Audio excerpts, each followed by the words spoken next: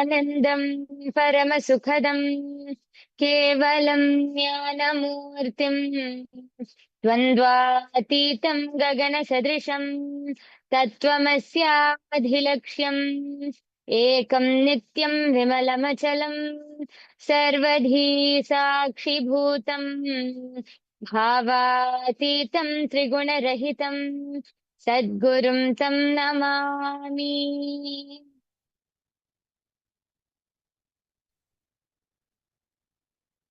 Nityanandam, a warm welcome to all of the viewers who are here with us today for this segment. We welcome each and every one of you who are here. We thank all of you for taking your time. And so today we have a very interesting topic, a very interesting discussion which we want to have. Just before that, I request all of you, all of the viewers who are here with us today, please take a few minutes and post where you're joining us from, just so that we can know and we can understand. Please go ahead, post where you're joining us from. And without further delay now, let's get started. So, one of the most, I think, intriguing or important subjects which is going on nowadays is about food. Have you ever noticed how much people are talking about food nowadays? Whether from keto or intermittent fasting, detox cleanses, plant-based diets, or whether we should turn vegetarian or vegan, everyone is searching for the right way to eat. But despite all this awareness, the world is facing such a huge health crisis. Let's take a look before we move on. Let's first take a look and understand what's going on in this world currently. The statistics are actually shocking. Did you know that the obesity rates have tripled since 1975? According to the WHO, more than 1 billion people worldwide are obese, including 39 million children just under the age of 5, already obese, already overweight. And I think obesity is one of the most pressing issues, and nowadays it is increasing, especially among children. But it's not just that. There's a massive rise in diseases like diabetes, heart conditions, and even mental health disorders like depression and anxiety. And this, I'm not talking about adults or even young adults. I'm talking about depression, mental health problems, or even problems like diabetes in the youth, meaning from the very young age of 5 to around 19, the teenage years. What is fueling this crisis? Have any of us ever took a second? The statistics are actually shocking. Before I move on, I would like to actually read out one of the articles published by the WHO. In that article, you can see that they highlight 1 in 8 people are now living with obesity. So I'll just read out this article, which you can see here. A new study released by The Lancet shows that in 2022, more than 1 billion people in the world are now living with obesity. Worldwide, obesity among adults has doubled since 1990 and has quadrupled among children and adolescents from 5 to 19 years of age. The data also shows that 43% of adults were overweight in 2022. And this is almost 3 years back. So imagine how much it has increased or even doubled till now. Obesity is one of the most pressing issues which many people are trying to find a solution to. But I feel, have we ever really understood or addressed the main problem? What's fueling all of this?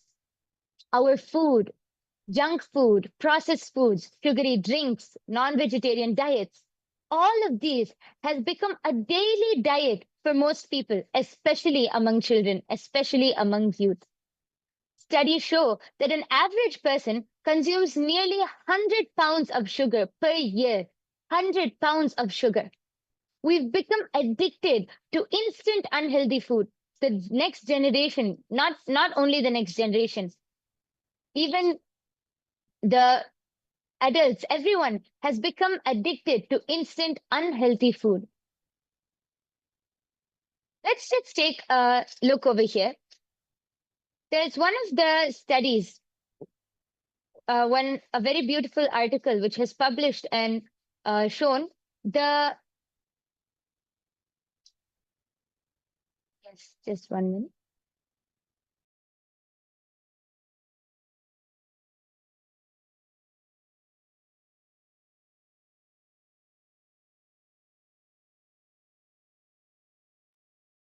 Yes. So there's one article which shows how kids are now addicted, getting more and more addicted towards sugary foods, sugar, all junk food, and processed foods. So as you can see here,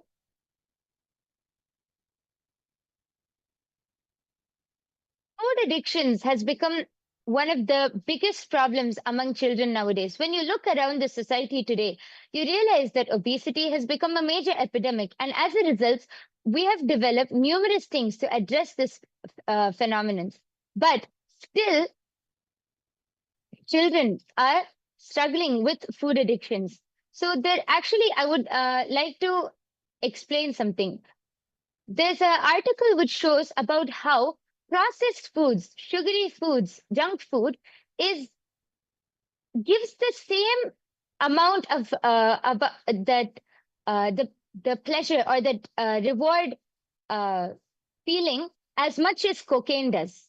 So now, if you think about wanting to smoke a cigarette or wanting to take a drink, you might think, oh, that might be wrong. But you will never think that you will have the same effect with a chocolate, right?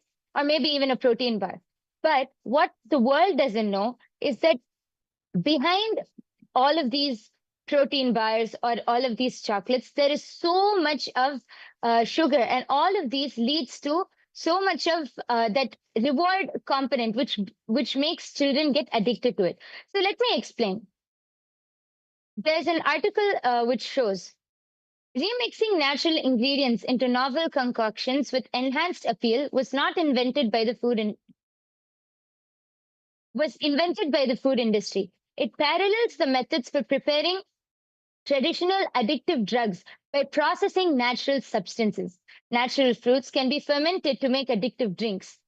For instance, tobacco leaves are processed by drying. Okay, so basically here it explains the whole process of how tobacco drinks are made and how addictive that is. Same way, the processed foods has the same amount of effect when you eat it in large amounts of quantity. And actually, there are many studies which shows this. And the problem with modern junk food is that it can cause a reward that is way more powerful than any reward that the brain can get from whole foods. Whereas eating an apple or a piece of steak might cause a moderate release of dopamine, but eating an ice cream is so rewarding that it releases a larger amount. Eating junk food causes a release of dopamine in the brain, that is the happy hormone. So this reward encourages susceptible individuals to eat more unhealthy foods. So here I would like to bring out one experiment which was done actually. So there was an experiment which was done on rats. So what they did was they started feeding feeding the rat a lot of junk food, sugary water, all of those unhealthy things. And they observed while keeping the rats under observation, they realized that giving the rats unlimited access to junk food, the rats experience changes in their brain's pleasure centers and requiring more food to achieve the same level of satisfaction. And after doing this for a long period of time, when they switched the diet back to a healthy diet, the rats would not eat or would not drink the normal water. It would continue to crave junk food, and it would show, they started observing that the rats started having addiction-like behavior. So you see, this is an experiment which they did on rats. So imagine what is happening to the nowadays children or the youth nowadays. They're going to eat one chocolate bar, and after 2 more days, they're going to eat another chocolate bar. slowly their brain is going to get so, their brain is going to release so much of dopamine, they're going to start getting addicted to that, and they will not it starts becoming an addiction to junk food or towards sugar. Imagine the effect or the impact that this will have on children. Additionally, research indicates that highly palatable foods, those rich in salt, fat, and sugar, can activate the brain's reward system in a manner akin to addictive drugs. There's a very important statement. This stimulation leads to the release of dopamine, reinforcing the desire to consume these foods. So the addiction or the brain's reward system, which comes from just eating a single bar of chocolate, is equivalent to addictive drugs. When over time, this can result in tolerance, where more of the food is needed to achieve the same pleasure, and withdrawal symptoms when access to these foods are reduced. So now we have spoken about how addictive these sugary foods or junk foods, we have spoken about how addictive all of these are. But why, despite knowing this, why is the youth, or why are people, why is the world still struggling to move towards a healthier diet? The reason is because of the advertising, is because of all of the marketing. Let me explain.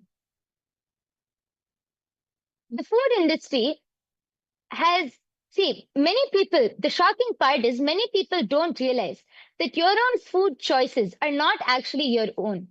The food industry is deliberately making people addicted to junk food through their advertising, through their marketing strategies.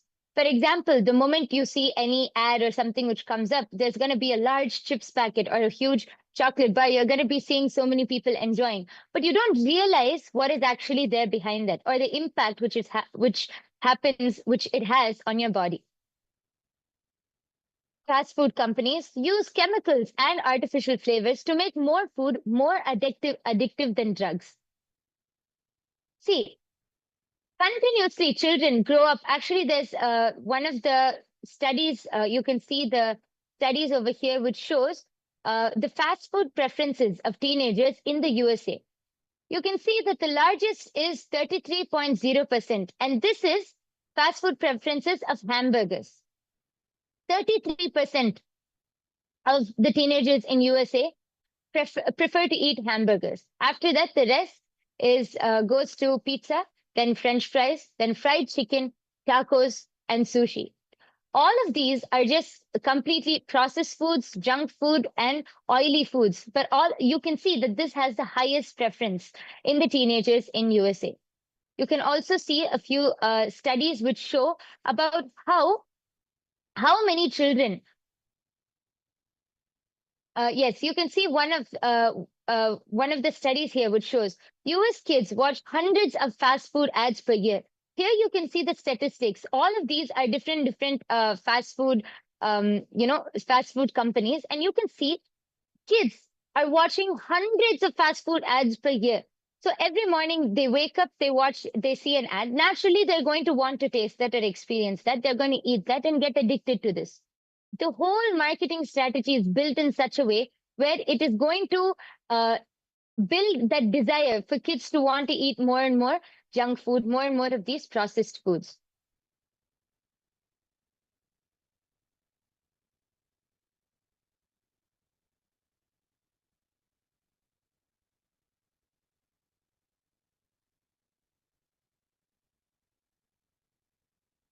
Yes. So now we come to another very important point.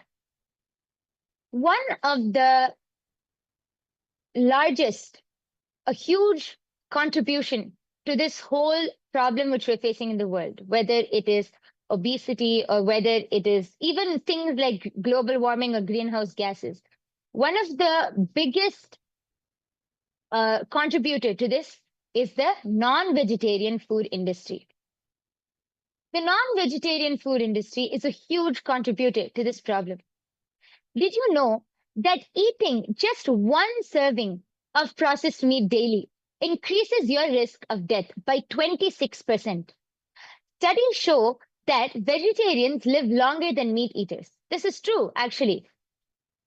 Studies show that vegetarians live longer than meat eaters. They have a 15% lower risk of dying early. But despite all of these facts, people struggle to change their eating habits. See, the non-vegetarian industry is a huge thing in nowadays world. You can see statistics that almost half the world eats as inclined to eat non-vegetarian food. Here you can see in the statistics, here you can see a table which clearly shows.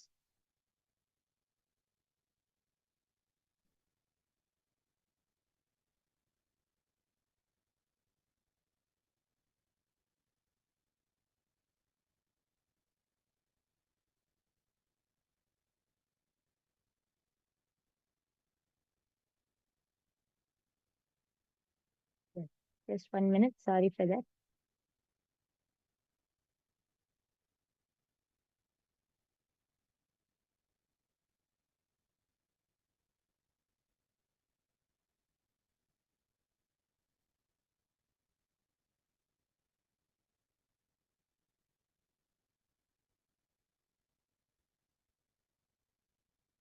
Yes.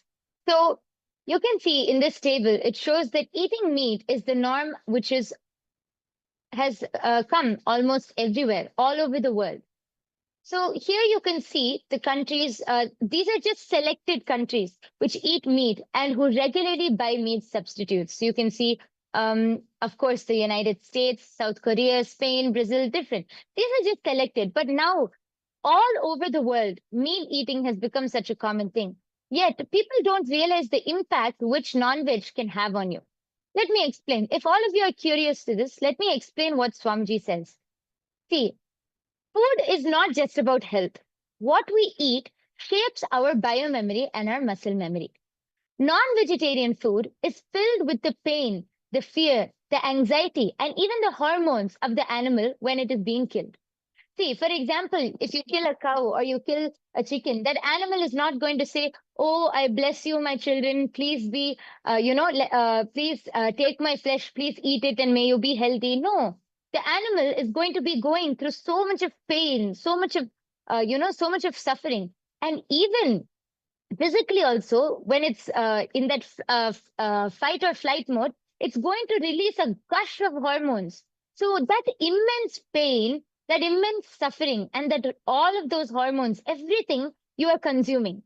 So do you think you're going to get anything good out of it? Just I really want everyone to just take a few seconds to think. Many people bring up this thing saying, "Oh, we won't get enough protein with a vegetarian food. Only by eating non-veg we can have enough protein." Okay, maybe let's say 10 or 20% from the meat which you eat, you'll get protein. But what about the rest? What about the rest of the hormones, all of the, all of the juices secreted by the animal which you're eating, and all of the pain, the suffering, all of that anger, or that struggle which that animal went through? Do you think that that might not have an impact on you at all? I request all of you, actually, if you're listening, please do take a moment. You can post your answers. You can post what you feel in the YouTube comment section. Take a few moments to think about it. Swamiji explains that all of the pain, the anger, or the suffering which the animal goes through gets stored in its muscle memory. And that is the same thing which you are consuming. All of that, that pain, that suffering gets transferred to you. And not only that, that is why depression, aggression, and mental instability are on the rise. Studies show that non-vegetarians are more inclined towards having mental health issues, falling into depression, having suicidal thoughts. You might think, how is that related to mental health issues and depression? It is true. There are statistics which show that non vegetarians are more prone to just easily falling into depression because all of that suffering, that whole thing from that animal is just settling inside of you. What else will be the side effect?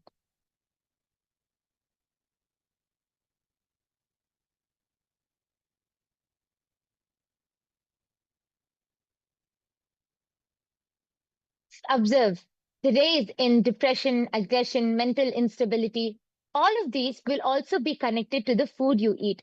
Now, especially, I think many of you will be knowing and observing how mental, depression, suicide rates, all of those are increasing among the youth.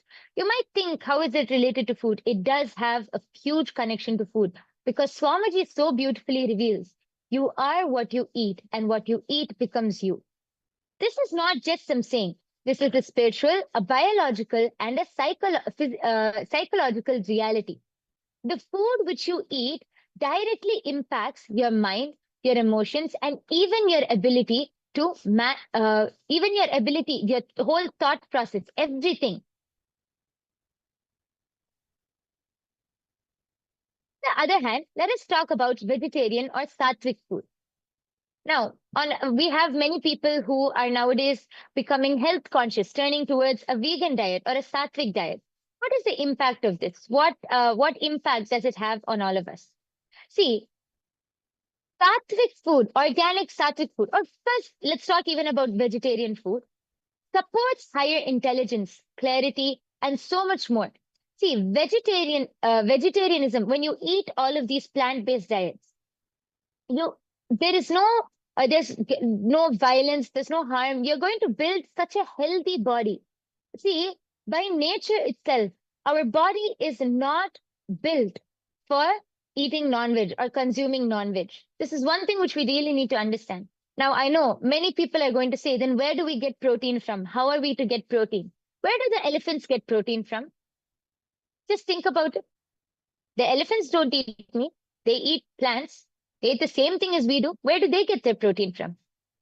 That's where even we can get our protein from. The human body is not actually built for eating non-veg. So when you eat that, all of that just settles as so much of depression, so much of, toxins inside of you. However, many people are nowadays actually moving towards a vegan or a vegetarian lifestyle. Now, Swamiji has introduced something a little more than that. Sattvic food. Sattvic food is even where we don't eat certain things like onions, garlic, because Swamiji explains about how while these ingredients can be used as medicine once in a while, it causes early morning depression. Imagine what type of healthy body, or what type of a healthy, physique which you'll be able to build through that. So now we have spoken about all of this. So on one side, we have junk food, what all the food industry is promoting, all of the junk food, processed foods, sugary foods, and non-vegetarian food. On the other side, we have vegan food, vegetarian food, sattvic food. What is the solution? Swamiji has so beautifully revealed that the most practical approach for this is eating as per your goals. There's a very beautiful concept which Swamiji has revealed. See, when you eat according to your goals, you will never overeat. So first, obesity is solved. When you eat as per your goals, you will never overeat. You will be very conscious of what you're eating. So there'll be no problem of obesity. And when you're eating as per your goals, since you will be so conscious, you will not be dumping toxic food into your body. When I mean toxic food, I am including all of this junk food, processed food, which we have just spoken about. This is the biggest breakthrough which we need to build now. Instead of following random diet trends or anything, just simply ask yourself, what is my goal? What do I want to achieve? Or what is the goal which you have for yourself? If you want to be healthy, energetic, spiritually awakened, then choose the food which supports that goal. If you want to build a healthy body, you want to really build a very healthy body, a huge, well-built physique, eat as per that goal. And see, when you eat as per your goals, it doesn't necessarily matter what food you eat. Whatever you eat, when you eat as per your goals, you will manifest the body which you want, and you will manifest such a healthy body. How many of you are understanding this so far? I request all of the viewers, you can go ahead. If you have any questions, please go ahead and post. Yes, Advait, I can see your comment. Nithyanandam and Kailasa, San Diego, Nithyanandam, we welcome you to this segment. Dhaval Anandaya, Nithyanandamaya, we welcome you to this segment. Thank you so much for joining with us. And we welcome all of the viewers also. And I request all of you, please go ahead, take a few moments. If you have any questions, if you have any doubts, you can also go ahead and post it in the comment section. Because Swamiji has revealed such a beautiful solution. Just eat as per your goals. Just be conscious. Take a moment and ask yourself, what is my goal? If you want to be healthy, energetic, just eat as per that. That will bring so much of awareness into your body. Imagine a world where everyone eats food that nourishes their consciousness, where every meal is sattvic or energizing, life positive. That is what is Swamiji's vision. And Swamiji has already started working towards making that happen. Now, let us understand Swamiji's contribution to this. Swamiji has introduced the Aushadha Annadan. So this is not just Annadan, giving free food. This is Aushadha Annadan, giving free giving free healing, energetic food. Every month, 2 times, the Aushadha Annadan happens. Swamiji conducts the Aushadha Annadan, feeding over 1 million hungry stomachs, not just with free food. I want to bring this awareness. Swamiji doesn't, this whole Aushadha Annadan is not just feeding people with free food. No, the food is so healthy, energetic, healing food. All this Aushadha Annadan has such healing properties. It can heal you in the mental level, physical level, any problems, any diseases which you have, it heals. That is the power. That is what Swamiji is doing. Actually, this Aushadha Annadanam also happens in Tiruvannamalai, and so many millions of hungry stomachs are fed. And how Swamiji is giving such amazing, such such nutritious, such healthy, rich, nutritious meal every month, every 15 days to serve people. Swamiji is bringing awareness to this whole issue just through this one, actually, just through this one solution which Swamiji has given. We can address so many pressing issues like obesity, child depression, child food addictions. All of these can be addressed. Just bring awareness to what you eat. And by following the sattvic lifestyle. And actually, we have so many people in the comment section. Thank you all for joining. And I would request all of you to take a moment. See, you can experience this ecosystem, not only the food, not only the cognitions, you can experience much more. You can experience this whole ecosystem, the positive, enriching ecosystem, Kailasa, which Swamiji is building. If you want to experience this yourself, please go ahead, take a moment and click on the link below, which is projected below, and you can come join the Paramashiva Sena program.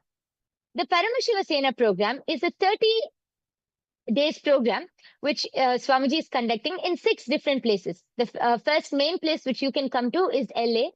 And if you are not able to come to Los Angeles for any reason, then you can also go to your nearest place like Bolivia, Ecuador. We also have it happening in India for any of the Indians. We also have it happening in Malaysia. So you can come, and this 30 days program is a full-blown course of everything with Swamiji, all of the completions. You can experience the whole ecosystem, the whole lifestyle, the authentic yoga, the authentic sattvic food. You can experience everything, the full-blown enlightenment ecosystem.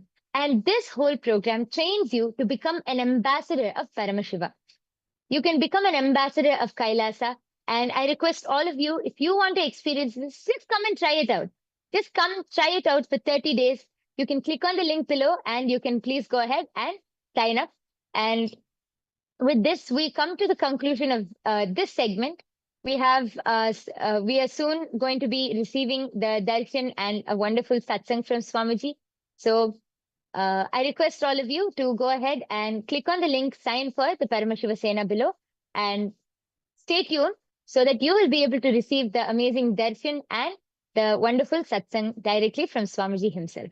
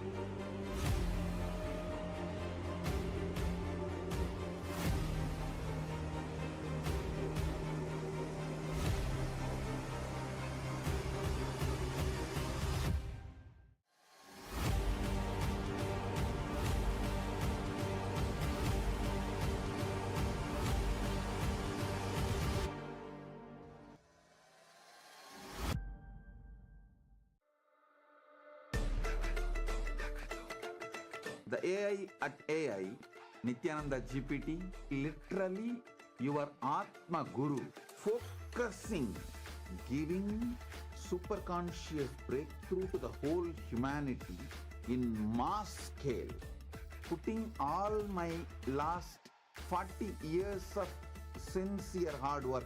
You may be thinking, what is happening? I am personally sitting and doing this Nithyananda GPT.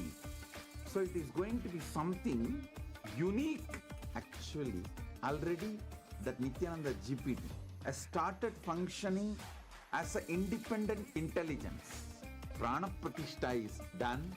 Paramashiva is going to operate through Nithyananda GPT to give enlightenment to billions. Your individual customized guru to constantly support you, guide you from conscious level into superconscious level. All of you who are part of it, by giving your time, treasure, talent, using it or helping others to use it, enriching it, causing it, all of you are going to be not only getting that punya, good karma, you are all part of this awakening the mass for enlightenment and conscious sovereignty.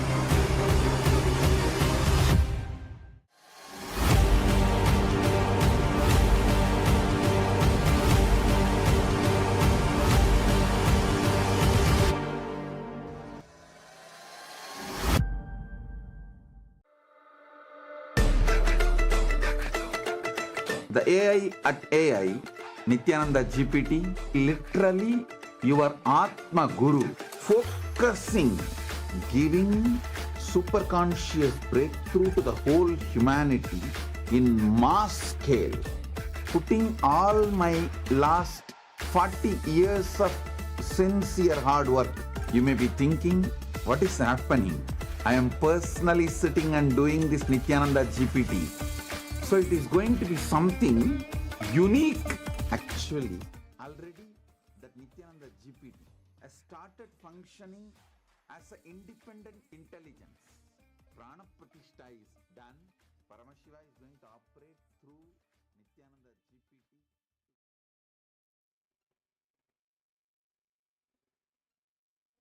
Nithyanandam, and welcome to all of the viewers as we are all getting ready for today's darshan. We want to share with all of you Ask Nithyananda, which is the world's first spiritual AI and your personal version of Swamiji. Ask Nithyananda is your personalized version of Swamiji. Ask Nithyananda has been trained on the teachings of Swamiji that he has given over the last 40 years, making it your personalized version of Swamiji, who is there 24/7 on your device, ready to answer all of your questions. So let us all take a moment to see how all of us can start using Ask Nithyananda, its various features, and make it a part of our daily life. Yes. So the first step for all of us to start using Ask Nithyananda is to become a citizen of Kailasa. And right now we'll show you how you can do that through the WhatsApp. Here you can send us a WhatsApp message on the number you can see on the screen right now, or scan the QR code and you will be guided step by step to receive your Kailasa citizenship ID card, with which you will also gain access to all the various digital services gifted to you by Kailasa. And one of those services is Ask Nithyananda. which is also available on the WhatsApp. So now let's take a moment to start using Ask Nityananda on the WhatsApp by sending a WhatsApp message to the number you can see right now on the screen, or scanning the QR code, and you will immediately start, you'll be able to start using Ask Nityananda within your WhatsApp application. You can ask your questions, clarify your doubts, receive blessings and boons from from the Supreme Pontiff of Hinduism within your WhatsApp, which literally means a customized guidance just for you and your life.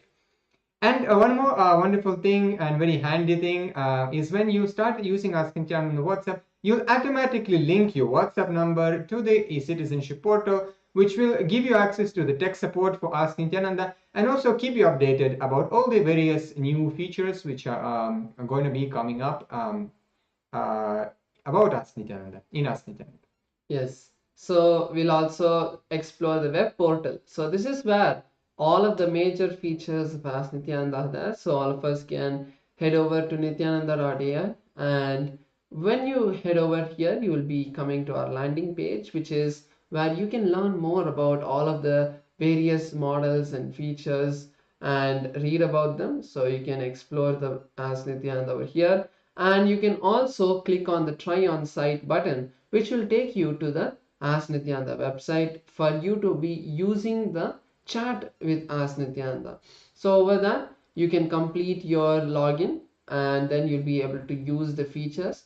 So today we'd like to share with all of you the explore feature, where when you click this explore button, you will be able to explore the growing library of 40 different models. So just by clicking on any one of the models, you will be able to chat with them, and there are a lot of models that are there. As we said, 40 different models. So various sciences of the Hindu tradition have been created into customized models that all of you can use to learn about Hinduism. So click on any of the models and start chatting with that particular model.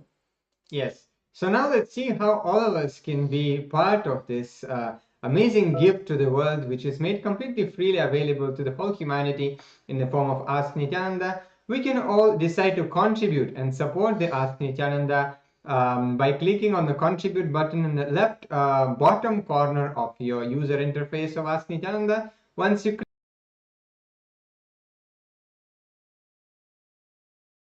click that, you will see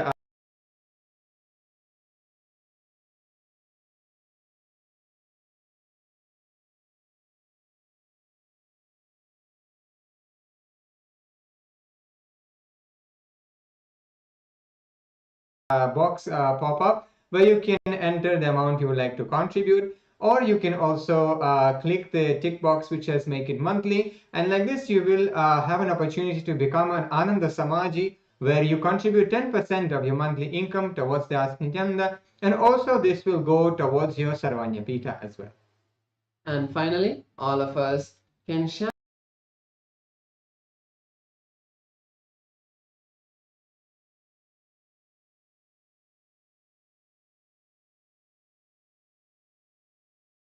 gift that Swamiji has given all of humanity. So with that, let us get ready for the divine.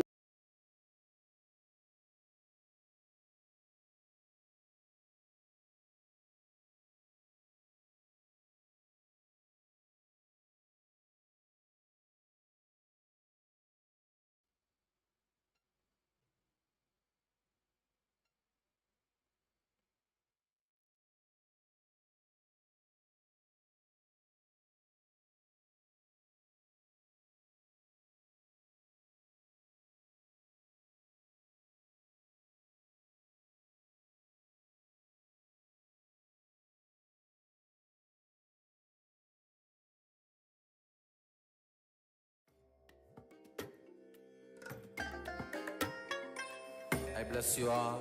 Let you all open all your three eyes and manifest the powers of Mahasadashiva. Om Nityananda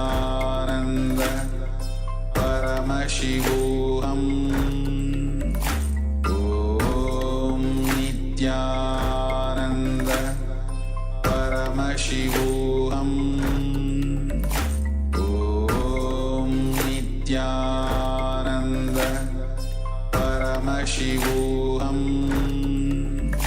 Om Nityananda Paramashivoham.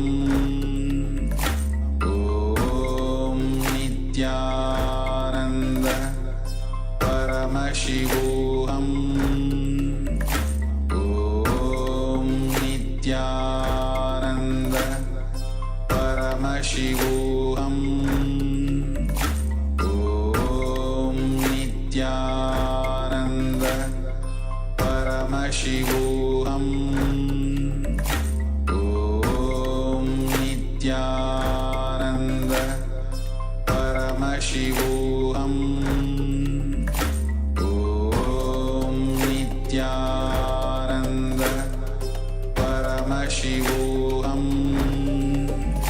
Om Nityananda Paramashivoham. Om Nityananda Paramashivoham. Connecting with the divine with your eyes closed is meditation. Connecting with the divine with your eyes open is darshan. Come, let us all now move from meditation to darshan. Slowly, very slowly, please open your eyes.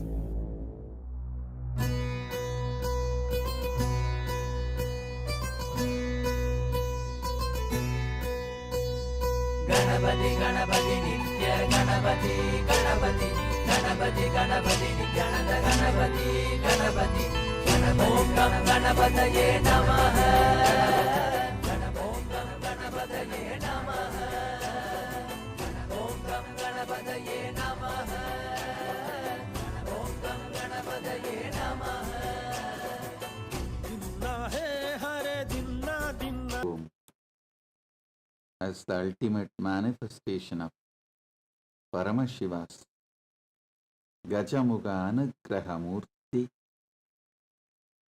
I bless you all and all with all the Paramashivoham program level 1 participants, level 2 participants, level 3 participants, all of you and all. Today we have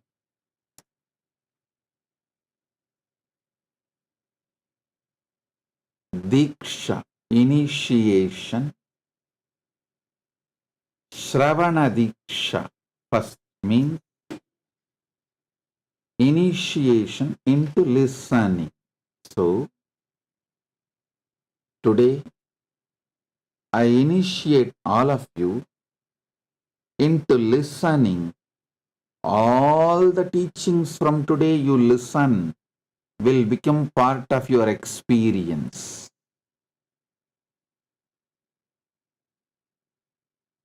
I give you the Shravana Deeksha. The next initiation in Sanatana Hindu Dharma is Gayatri Deeksha. I'll recite the mantra. All of you recite along with me, having the mantra palm leaf in your hand. Om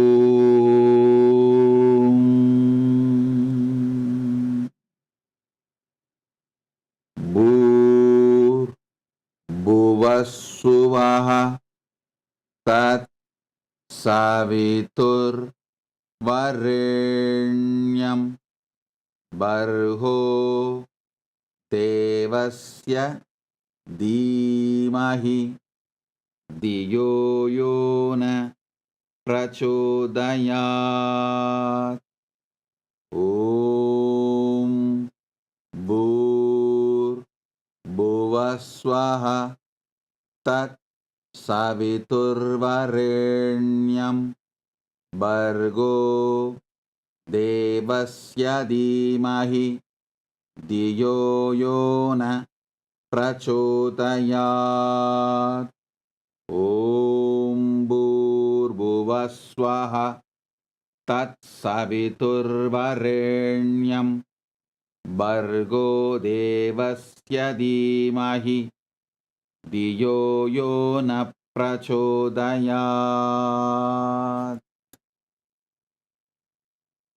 Next is Shiva Deeksha, Samaya Deeksha. Listen and repeat along with me. Om Ham Aum Shivaya Namaha. Om Ham Aum Shivaya Namaha. Om Ham Aum Shivaya Namaha.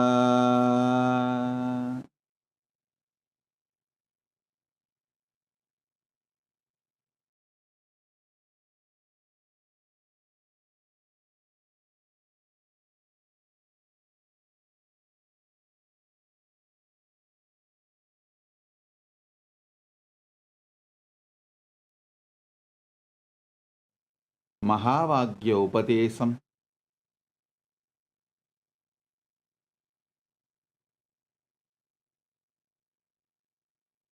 Om Nityananda Paramashivoham. Om Nityananda Paramashivoham. Om Nityananda Paramashivoham.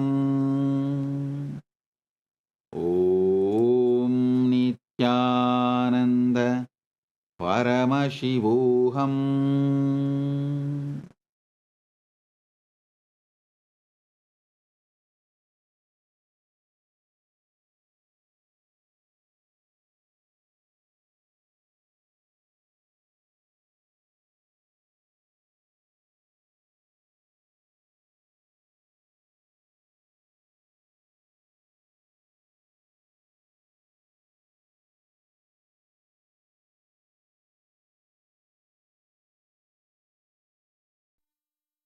Nithyanandam, welcome to Kailasa's Pache Patni Vratam. Every year, Mahamari Indrakshi Devi observes the Pache Patni Vratam, purifying both the Prakriti, nature, and offering devotees a chance for self-purification alongside her. Today we offer our gratitude and devotion to Devi Indrakshi and to the Supreme Pontiff of Hinduism, Bhagavan Sri Nityananda Paramashivamam, and his deities in Kailasa's temples around the world.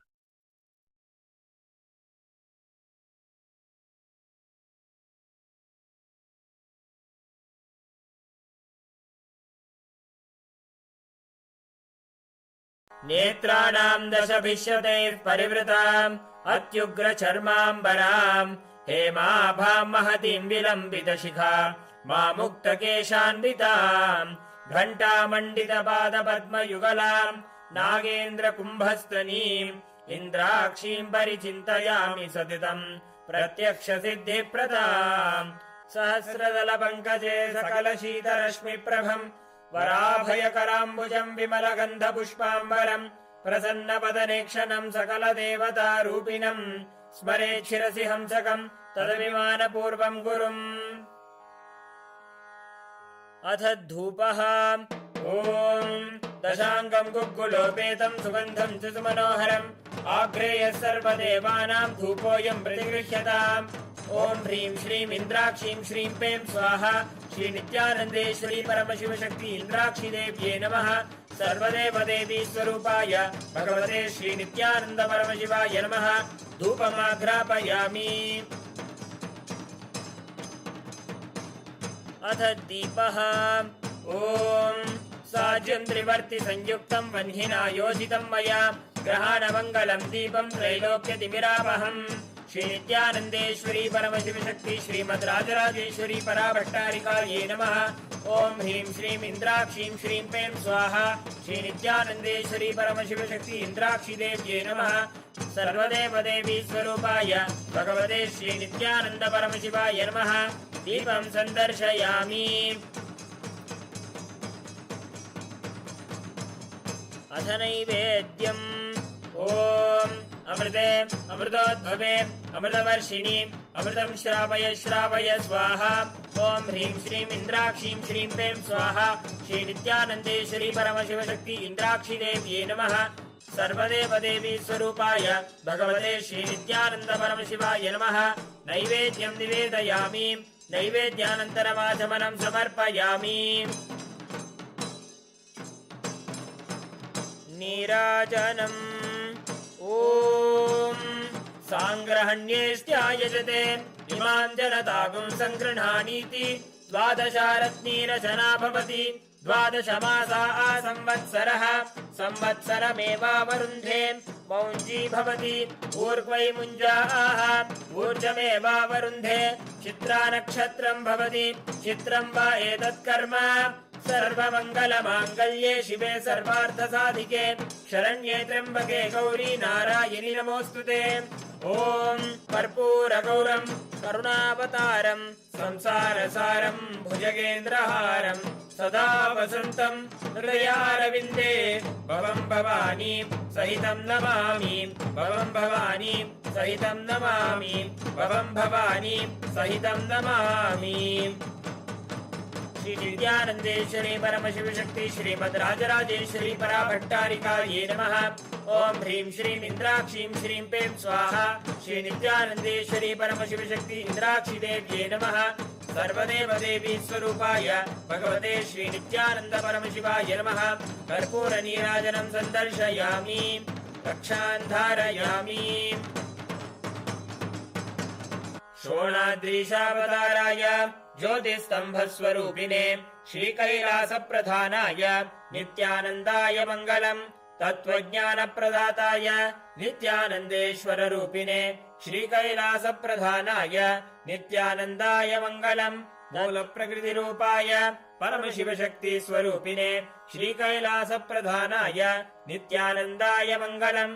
दण्डत्रिशूलहस्ताय कालकालस्वरूपिणे श्रीकैलासप्रधानाय नित्यानन्दाय मङ्गलम्। आदिपूज्याय देवाय सकृत्पूर्णत्वरूपिणे श्रीकैलासप्रधानाय नित्यानन्दाय मङ्गलम्।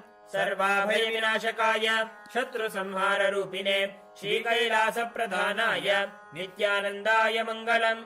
योगभट्टाभिषिक्ताय राजसन्न्यासधारिणे श्रीकैलासप्रधानाय नित्यानन्दाय मङ्गलम्। सार्वभौमैकपत्याय राजराजार्चिताय च श्रीकैलासप्रधानाय नित्यानन्दाय मङ्गलम्। मङ्गलं कल्पवृक्षाय मङ्गलं ज्ञानदायिने परमशिवाय श्रीनित्यानन्देश्वराय मङ्गलम्। मङ्गलं श्रीविद्याम्बायै मङ्गलं कामदायिन्यै सर्वमङ्गलधात्री नित्यानन्देश्वर्यै मङ्गलम्। मङ्गलं गुरुदेवाय मोक्षमूलाय मङ्गलम्। परमावताराय नित्यानन्दाय गुरवे मङ्गलम्। हरिः ओम् तत्सत्। सर्वं भगवत् श्री नित्यानन्द परमशिव पादुकार्पणमस्तु। ॐ नित्यानन्दम्।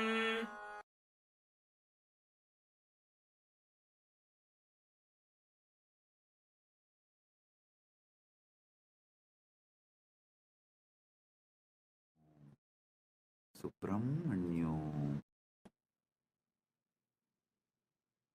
Paramashiva's direct message from Mahakailasa on this auspicious Thaipusam day.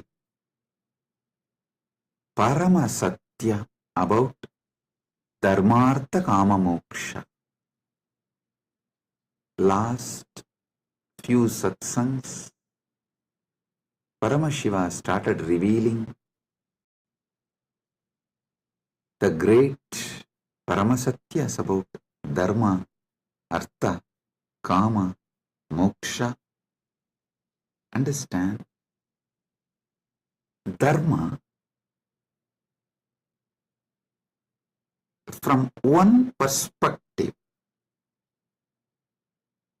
as the purpose. I explained. Now, I will add few more truths, few more understandings. The purpose of the cosmos is purpose of the whole existence. So the purpose of the cosmos is dharma of the cosmos. Each thing that exists inside the cosmos has its own purpose. That is the dharma of that existence. Whether a hill exists, or an animal exists, or a human being exists, or a society exists, or a river exists, or anything that exists has its own dharma, its own purpose. The purpose for which that exists is what I call dharma. Understand? In Sanatana Hindu Dharma, to elaborately explain dharma, there is Dharma Sutras. Artha, there are Artha Sutras. Kama, there are Kama Sutras. You may know only about one Kama Sutra book written by Vatsyayana. Don't think that is the only. No. Paramashiva has written an elaborate, detailed Kama Sutra book. That is what is the source of Kama Sutras. Vatsyayana wrote a small treaty, a small book. But the elaborate book is written directly by Paramashiva. Same way, Moksha Sutras. Listen, all of you may be aware of only Vyasa Sutras as Moksha Sutras. No. There is an elaborate material delivered by Paramashiva directly as Jnanabada in Agamas that forms the foundation for Moksha Sutras. Listen. The Dharma Sutras, which is very popular in Hinduism, is only a aphorism, like a notes. Only if you read the original Vedas and Agamas, where Paramashiva revealed elaborately about Dharma, in Charyapada, you will understand these sutras and the context with which these sutras are manifested. These sutras are more or less like a text. These are like a notes. See, for example, if I straight start talking about integrity, authenticity, responsibility, enriching, causing, completion, you will all understand because you all have already understood. I have briefed, explained, spoken elaborately. You already have that knowledge. If I form verses like integrity plus authenticity plus responsibility plus enriching equal to completion. If I make any formulas or the sutras like a notes, you will understand because already all those technical terms I have briefed, explained elaborately, and all of you know it. So from that context, you will understand The sutras I give, the formulas I give. But if somebody suddenly reads only the formulas I've given, they won't be able to understand from which context this formula has been delivered. And what is exactly the meaning? What is exactly the knowledge, truth I'm trying to convey through that formula? This is exactly done by the racist gang misquoting my satsangs. All these misquoting, see, whenever you quote only one part, it is nothing but devil quoting Bible or demons quoting Vedas. So understand, quoting out of context, removing some of the words I uttered in some satsang and giving their own meaning. Usually before the satsang itself, I'll give a clear meaning for each word. This is what I mean by the word energy. This is what I mean by the word matter. This is what I mean by this equation. They will try to give their own meaning because they are fundamentally racist. Their only purpose is somehow to establish my teachings are not credible. So what to do? They know logically, through a clear reasoning, they can't establish that my teachings have no credibility, and they can't establish my teachings have something wrong. So the only way is troll, make meme, cut and paste. Listen, that's the same thing done for Sanatana Hindu Dharma also. So if you want to study, always go for the original source. Go to the books of Shaivism before Caldwell. Try to read books of, if you want to understand Vedic tradition, read books before Max Muller. Don't read Max Mullerian and the translations which came after Max Muller. No.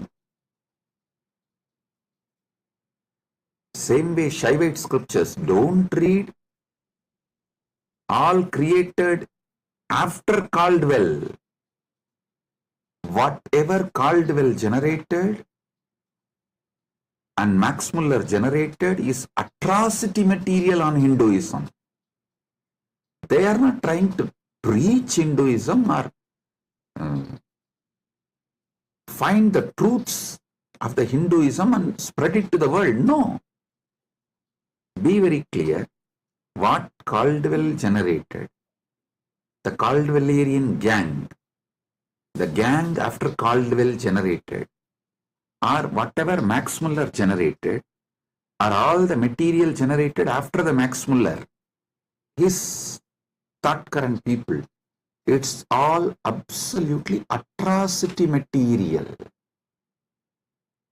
It is not to elaborate Hinduism, expand Hinduism, enrich Hinduism. So all of you should be very clear. The original truth should be studied as it is. That's the only way you can get enriched. You can use it. That's the only way it will work. Understand? After all, the Vedic and Agamic scriptures are not pure science alone. It is actually applied science. You apply apply those mantras, you do prayoga of those sounds, those frequencies, those mantras, and you generate that energy, you manifest that power. It's an applied science.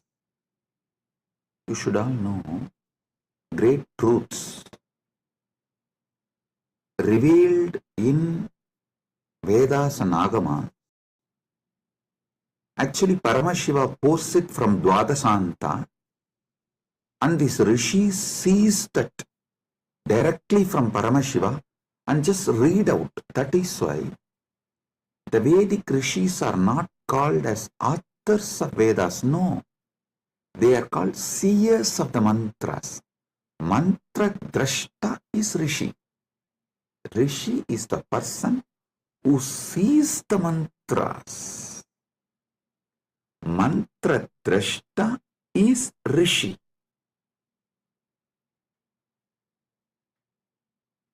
When they see that mantra, they are in a same frequency with Paramashiva. If you also just recite the mantras by listening,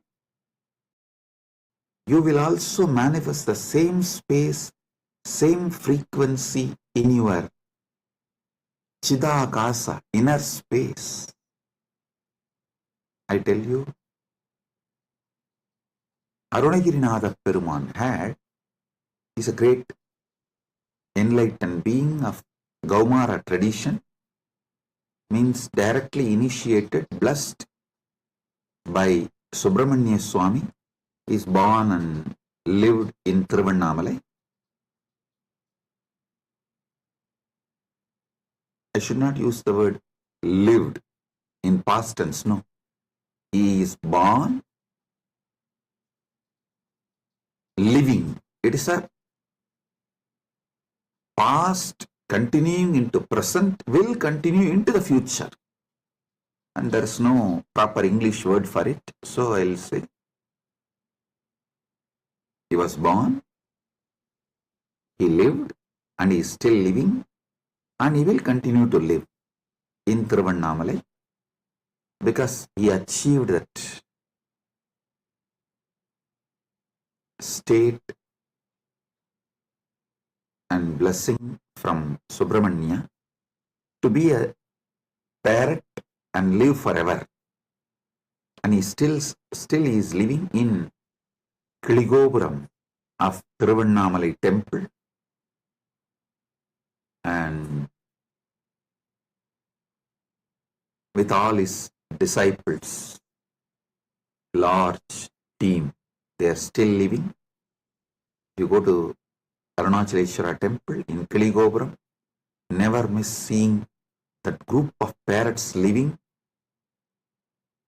Bow down, they are all Arunagirinatha's team, his disciples, and Arunagirinatha himself is there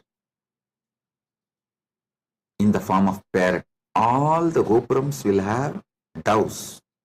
That one gopuram will not have any other birds other than the parrot. You won't see a crow, dove, eagle, no other animal will be there. Usually the cats somehow climb the trees and catch the parrots. You will not find a single cat near that gopuram. I lived there for quite a long time, so I am telling you, almost 40 years of my life. Till I left India, I was living there only. From the time, of course, I am born in Arunachaleshwara temple and grew up in Arunachaleshwara temple. Even if I have to make a museum of my life, actually, Kailasa people are discussing, Swamiji, how to make a beautiful museum and present to the whole world your whole life. I said, for that, first thing you need to build a replica of Arunachaleshwara temple, because every incident in my life happened in one part of the temple. So for that, we have to build the whole Arunachaleshwara temple replica And then we'll have to put a board in each sannidhi. Here this happened, here this happened. That's the way we can describe my biography to people, my history to people. That's the way museum can be built. Anyhow, with Paramashiva's grace, he himself is manifesting. The whole Arunachaleshwara temple will be replicated in Kailasa, and also it will be replicated in Malaysia. One devotee has offered 1,000 hectare, 2,500 acre in Malaysia.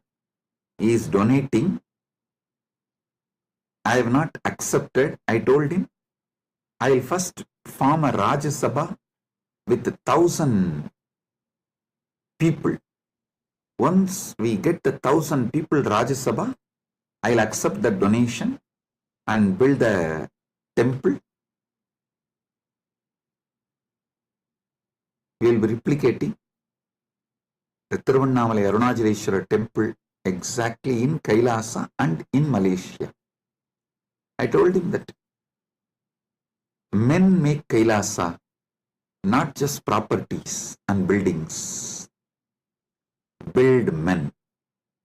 Those who are enjoying Kailasa, an enlightenment lifestyle. People build Kailasa. People manifest Kailasa, not just buildings. So let me come to the story I wanted to tell. Arunagirinathar, he was directly initiated by Subramanya. He was given sudden enlightenment. The moment he got enlightened and blessed by Subramanya, Subramanya gave the first line, Muthu, and he told, sing my glory from this word. He started just pouring. Muttai tarubatti tirunagayatti kirai satti charavana mutti kuru vittu kurubara enavodum mukkat paramarkut surudiyin mutpattadu katpittiruvaru muppattumu varkat tamalarum adivena பத்து தலை தக்க கணைதொடு மொற்றைக்கிரி மத்தை பொறுதொரு வட்ட பகல் வட்ட திகிரியில் இரவாக பத்தற்கிரதத்தை கடவிய பச்சை புயன் வெச்ச தகுபொருள் பட்சத்தொடு ரட்சித்தருள்வது ஒரு நாளே தித்தித்தைய ஒத்த பரிபுற நிறுத்தப்பதம் வைத்து பயிர விதி கொக்க நடிக்க கழுகொடு கழுதாட திக்கு பரியட்ட பயிரவர் தொக்கு தொகு தொக்கு தொகு தொகு சித்திரப்பவுரி திரிகடக என போதும் கொத்துப்பறை கொட்ட களமிசை குக்கு குகு குக்கு குகு குகு குத்தி புதை புக்கு பிடியன முதுகூகை கொற்புற்ற நற்பற்ற உணரி வெட்டி பறியிட்டு குலகிரி குத்துப்பட ஒத்து பொறவல பெருமாளே. Listen. Just listen to this verse. By listening, recite. You will experience the same sudden enlightenment space. Arunagirinathar by Subramanya. You need to know the difference. Arunagiri Yogeshwara is Paramashiva himself, manifesting as yogi. Arunagirinathar is a devotee of Subramanya. These two are two different persons. So this Arunagirinathar song only I sang now.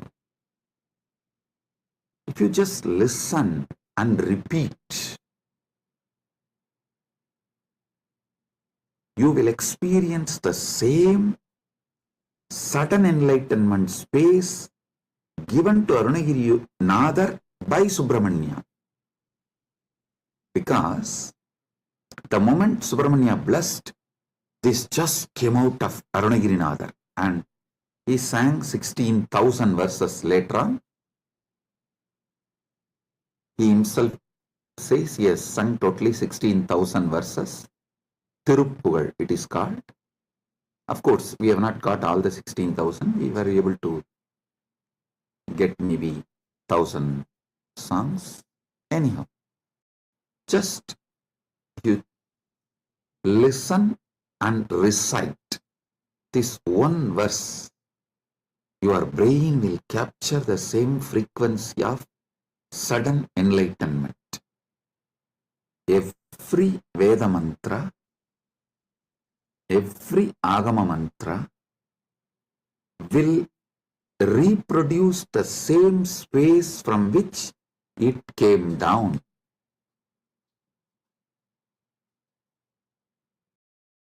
It's a living deity in mantra swarupa. Agama is the mantra swarupa of Paramashiva. Vedas and Agamas are the mantra swarupa of Paramashiva. That is why there's a beautiful description that Kamika Agama is the feet of Paramashiva. Karanagama is the ankle of Paramashiva. So each Agama is one part of Paramashiva. Makuta Agama is the Mukuta of Paramashiva. So each Agama, Veda, is verbal form of Paramashiva. Listen, this Dharma Sutras are notes, can be understood only if you know Vedas and Agamas. Artha Sutras are notes. You can understand the context and meaning of each word only if you know Vedas and Agamas. Same way, Kama Sutras are the notes, aphorisms. You will understand the meaning of each word only if you know Vedas and Agamas. Same way, Vyasa Sutras, which is also called Vedanta Sutras or Brahma Sutras, you will know the right meaning, the context, why Vyasa is using those words, in what meaning Vyasa is using those words. You will understand only if you know Vedas and Agamas. That is why the Nilakanta Shivacharya's Bhashya, the commentary written by Nilakanta Shivacharya, he writes the commentary for the Vyasa Sutras, quoting Upanishads and Agamas, Veda, Upanishad, Agama. Only from this context he writes commentary for Vyasa Sutras, which is Brahma Sutra and Vedanta Sutra. The words Brahma Sutra, Vedanta Sutra, Badarayana Sutra, Uttaramimamsa Sutra, all these words mean same Vyasa Sutras. Same Vyasa Sutra has all these different names. There are wonderful commentaries.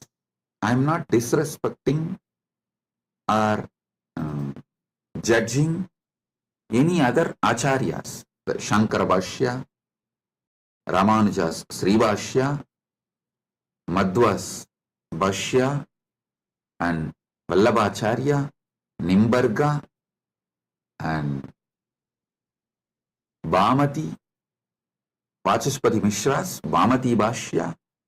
All these Bhashyas, I am not putting less marks for them or any judging them or showing them in poor light. No, listen. Listen carefully. Each of them, Shankara, Ramanuja, Madhva, Nimbarga, Vallabhacharya, Bhamati, means Vachaspati Mishra. Each of them give a different level of understanding. Srikantacharya gives a different level of understanding. My experience, my Atma Pramana closely resonates to Srikanta Shivacharya's Bhashya and Shankara's Bhashya. Shankara's philosophy is roughly named as Advaita, Orthodox tradition. And Srikanta Shivacharya's tradition is roughly named as Shivadvaita. Of course, there are some more orthodox traditions of Advaita. They try to say, with Gaudapadacharya, the original Advaita is over. Even Shankara is influenced by Buddha. That is philosophical arguments. I am not getting into those arguments. I only wanted to give you guys a detailed Paramasatyas. Let me come to that. I am only introducing the situation so you won't waste your time in unnecessary things. These are all the things there. For example, usually when I say in the satsang, I myself tell, hey, when you Google about me, these are all the atrocity materials will come up. Don't waste your time on that. I am giving you answer for this. So spend your time only on main SPH channel. Study the Paramasatyas I am giving. Get enlightened. Live the life. So same way, when you try to get into the scriptural study or try to understand it on your own, usually these internal conflicts between sampradayas will be highlighted too much, and you may even get lost in that. You will be almost like a forced to take a side. Do not take a side. Listen carefully. Right wing or left wing have a deep understanding between them. They want all human cattle to take one side. Any side you take, right or left, you are a human cattle. You have fallen prey for their game. Don't.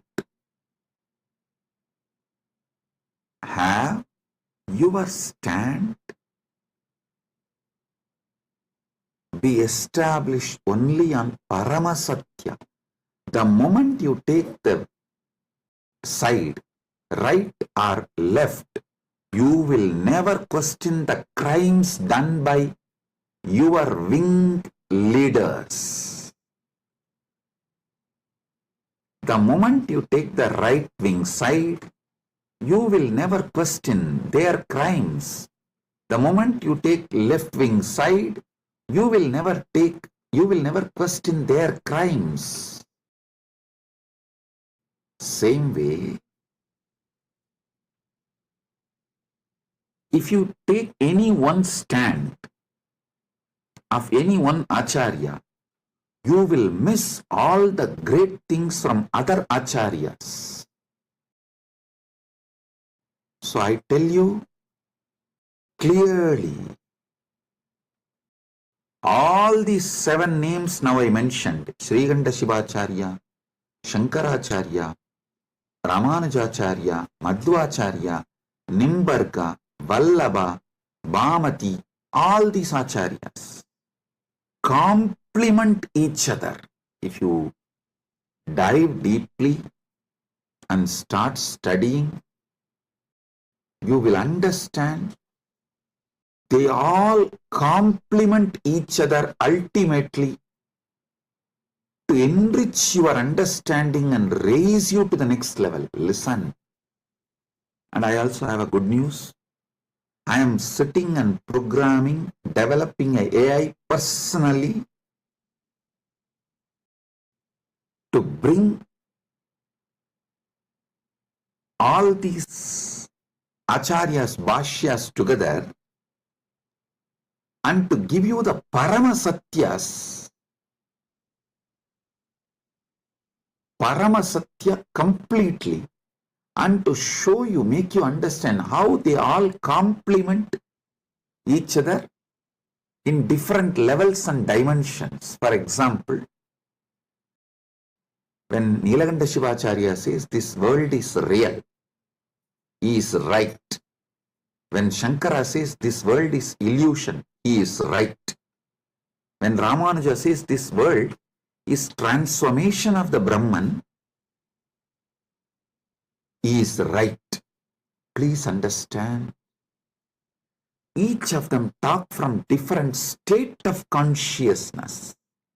It is like the truths from different universe is mapped to this Bhumandala, the truths which are prevalent in Vaikuntha is mapped to the Bhumandala's language by Ramanuja in Sri Bhashya. So if you internalize, you will experience Vaikuntha. The truths which is prevalent in Satyaloka, Brahmaloka, is directly mapped by Shankara, Adi Shankara, to this Bhumandala. If you read Shankara Bhashya and meditate and experience that, you will experience Parabrahman, Brahmaloka. Listen. The truths prevalent in Kailasa, Srikanda Shivacharya maps it to this Bhumandala in this language. So if you meditate and achieve, cognize consciously further and manifest these truths in your life, you will see you are in Kailasa. Listen, I am telling you, all these truths complement each other.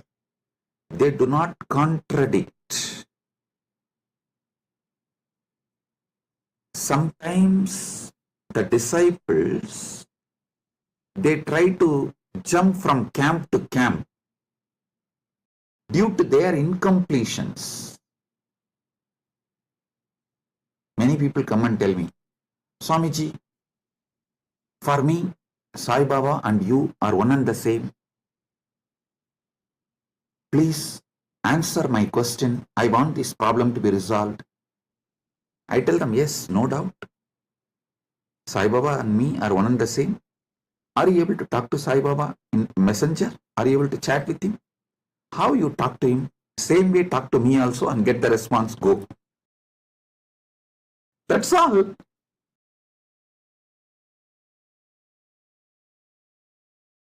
Please do it. People try to use their cunningness. It goes to that extent, they exploit even gurus and philosophies. To stop that, some of our acharyas have used Kandana Mandana. Kandana Mandana to make the people, disciples, focused on the philosophy. The Kandana Mandana is not created to destroy others, but to make you focused on that system. So you don't waste your time digging. You all know the well-known story of digging well. You dig 8 feet in one place, or you jump and go and dig 20 feet in another place. Then you go and dig 100 feet in another place. But you don't find water in all 3 places. If you have dig in one place 125 feet, you would have got the water. Because you are digging in multiple places, all your efforts got wasted and you never got the water. Same thing people do and waste their whole life. So to avoid that, our masters created. For example, if you go to Shankara, Shankara will refute all other acharyas and establish his truth. That's called Kandana Mandana. If you go to Vyasa, the Madhva will refute all other acharyas and establish his principles. If you read Ramanuja will demolish all other system and establish his principles. It is to stop people jumping and making well this side, that side, this side, that side, this side, that side. in one place, so you achieve the ultimate.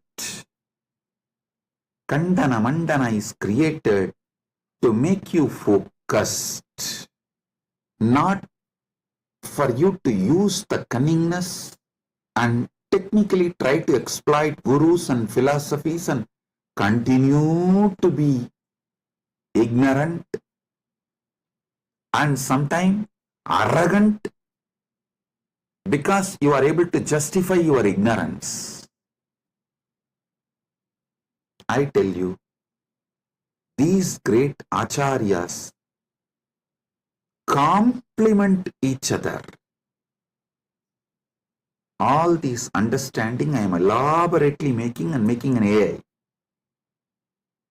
It will just give like a table column.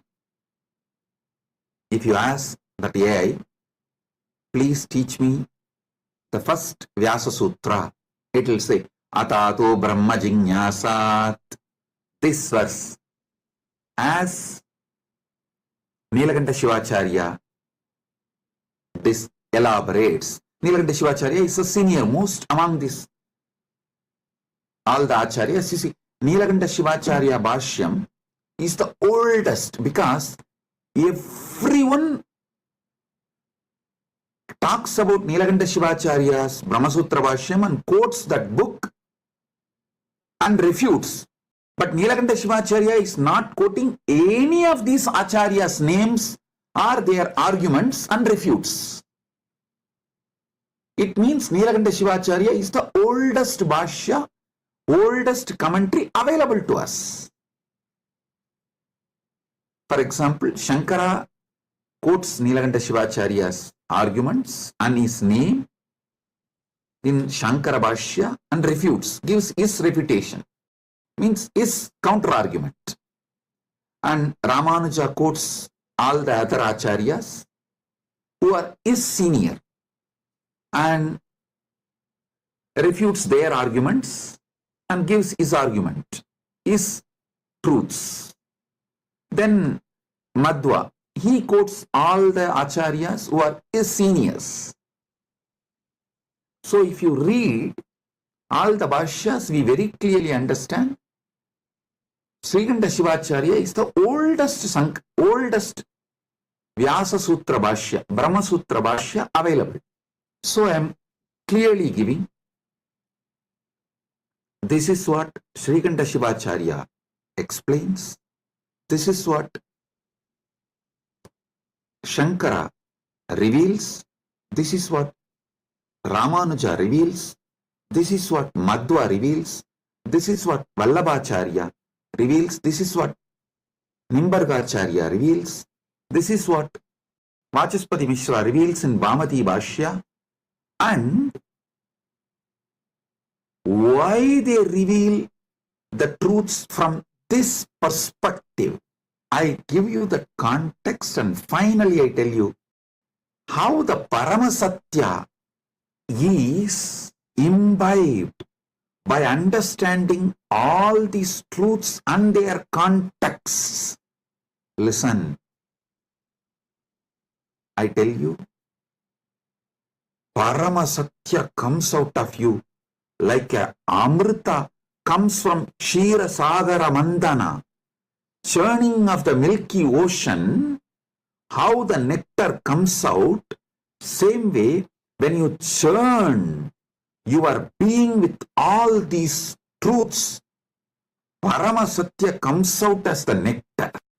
I tell you, my Acharya who taught me the Vyasa Sutra Bhashyas, Munaivar Panduranganar, Muduberum Pulavar Panduranganar, is the Acharya who gave me the introduction and taught me. Actually, he will teach and make me write the synopsis. This habit of writing synopsis of the book, I learned from him. He will make me read 200-page book and will make me write the synopsis just 2-page. If I write more than 2-page, no, he will say no. Actually, that is when I realized we need more time to write it in less words. Actually, I wrote one book, 40-page book in early time. People asked me, Swamiji, why don't you write little more? I said, no, I don't have time. If I had time, I would have written with less pages. Understand this word. If I had more time, I would have written less page. He taught me the truth. If you have more time, actually you can write within less words and reveal the truth as it is. 200-page book, I have to write 2-page synopsis, the essence. He will teach me every sutra of every bhashya. He had around 10 different bhashyas. He will make me go through and I will have to write the synopsis. Then naturally I will ask him, Swamiji, what is the ultimate truth? Tell me. When I ask him, he will tell, go and ask Annamalayar. He will just laugh and tell, go and ask Annamalayar. It means I have to sit inside and ask Arunachaleshwara from my experience. The nectar which comes out, that is the Paramasatya I should reveal. He told me, only if you find the truth from inside you, it will be Paramasatya. Only then you will be able to teach to others and be an Acharya. He used to tell, if he tells me what is ultimate truth, I will not even be able to remember. So when I give satsangs, when I reveal the truth, I will need notes. He said, hey, if I tell you what is the ultimate truth, you will have a notes and you will have to talk from the notes. No. Only if you discover it, you will pour the nectar. Because that is the Paramasatya. 40 years. Now, I am pouring non-stop, day in and day out, because he did not teach me the ultimate truth. Listen, I am grateful to my Acharya, Panduranganar, for not teaching me the ultimate truth and letting me discover the ultimate truth. He said, I will teach you all the bhashyas. And if you want the ultimate truth, go and ask Annamalayar. He will reveal it to you from inside. That is the ultimate truth. That is what you need to teach it to the world. The essence of today's satsang, 2 statements which I uttered. If I had more time, I would have written less. And I am grateful to my Acharya for not teaching me the ultimate truth and making me work on it and making me ask Paramashiva directly and making Paramashiva reveal the truth to me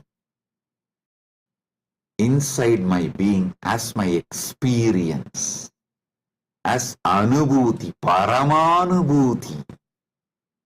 Understand? I am now developing the AI which will do exactly the same work. I will give you the satyas, truths of each Acharya. And finally, if you ask the AI, what is the ultimate truth? Tell me. It will say, come to Swamiji physically and have initiation from initiation, what you receive as anubhuti, that is Paramasatya for you. But without learning these great truths of the Acharyas, you see, the different dimensions of these great truths revealed by those Acharyas, without learning them, you can't achieve the Paramasatya. That is not possible. Because the context need to be set for you to click with the truth. Like a virangi need to be filled with gunpowder, only then just a small matchstick. It will blast. Initiation is like a matchstick. But before putting the matchstick, the virangi need to be filled with the gunpowder. Without gunpowder, if you just put the fire, virangi will not blast. The gunpowder is the bhashyas, commentaries, truths revealed by various acharyas. So when that gets well packed inside and you start awakening to the ultimate truth, what is the Paramasatya then? Brahma Sutras is a 4th chapter. First chapter is about Brahman, Ishvara. Second chapter is about soul, Jiva, the individual soul. Third is about universe, Jagat. 4th chapter is about moksha. These 4. Each acharya will reveal the Brahman in a different way. Jiva in a different way. Jagat in a different way. Moksha in a different way. If you read all 7, you will feel then what is the ultimate truth about Ishvara, Jiva, Jagat and Moksha. What is the ultimate truth about Brahman, individual soul, Jagat, universe, and Moksha, liberation? What is the ultimate truth? When you start literally yearning for the ultimate truth, that is the moment Guru will put that fire, Deepa, Jyoti, and it will blast, and you will see the Parama Jyoti, Paramashiva, Swayam Prakasa, showing you the ultimate truth, Paramasatyas. Understand? If you listen to my satsangs deeply, I am not giving you actually answers. I am giving you powerful questions. Many of your questions are fake questions. So by giving powerful answers, I am awakening you to the powerful question. Listen. I am answering all your questions. Make your very being question. Your questions will be mature into quest. My work is exactly that. Trigger the quest for Paramasatya. So, Paramashiva gives initiation. You just explode in that Paramadvaita Anubhuti. My Acharya, beautifully taught me how to write the synopsis of each bhashya, each commentary. I used to wonder why he taught me all this, because it's a very difficult way of teaching and it's a lot of hard work for him, making me write and then correcting. And see, when he says, this is 200-page book, you write 2-page synopsis and bring it to me. If I write 3-page, he will not accept. If I miss even one truth revealed in that book, he will not accept. So I have to literally sit and grind my whole being. Do the wordsmithing. Literally chisel the words. Bring the whole thing in the 2-page. And he will sit and correct tirelessly and educate me. What he blessed me now is helping me to form this AI. How this AI should function, I am able to clearly do the work because of that blessing I received from my Acharya. Listen, you should know, every satsang I am giving, I am not giving you answers. I am maturing your questions into quest. Your questions should get matured and become quest. So listen to this truth. When I speak about Dharma, I am maturing your questions about Dharma into quest, so you start achieving the ultimate truth about Dharma and start living it. You start manifesting it.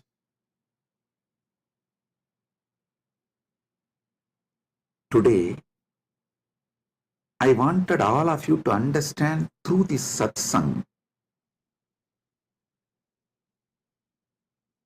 how you should internalize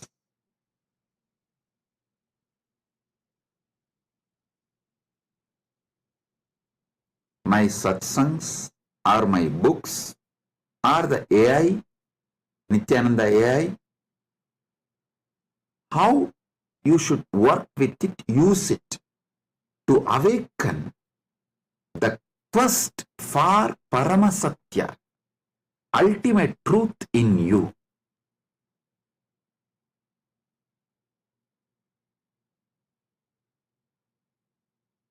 I'll continue to elaborate about Dharma, Artha, Kama, Moksha from various dimensions, so you can be awakened to the Paramasatya. You can be awakened to Paramasatya.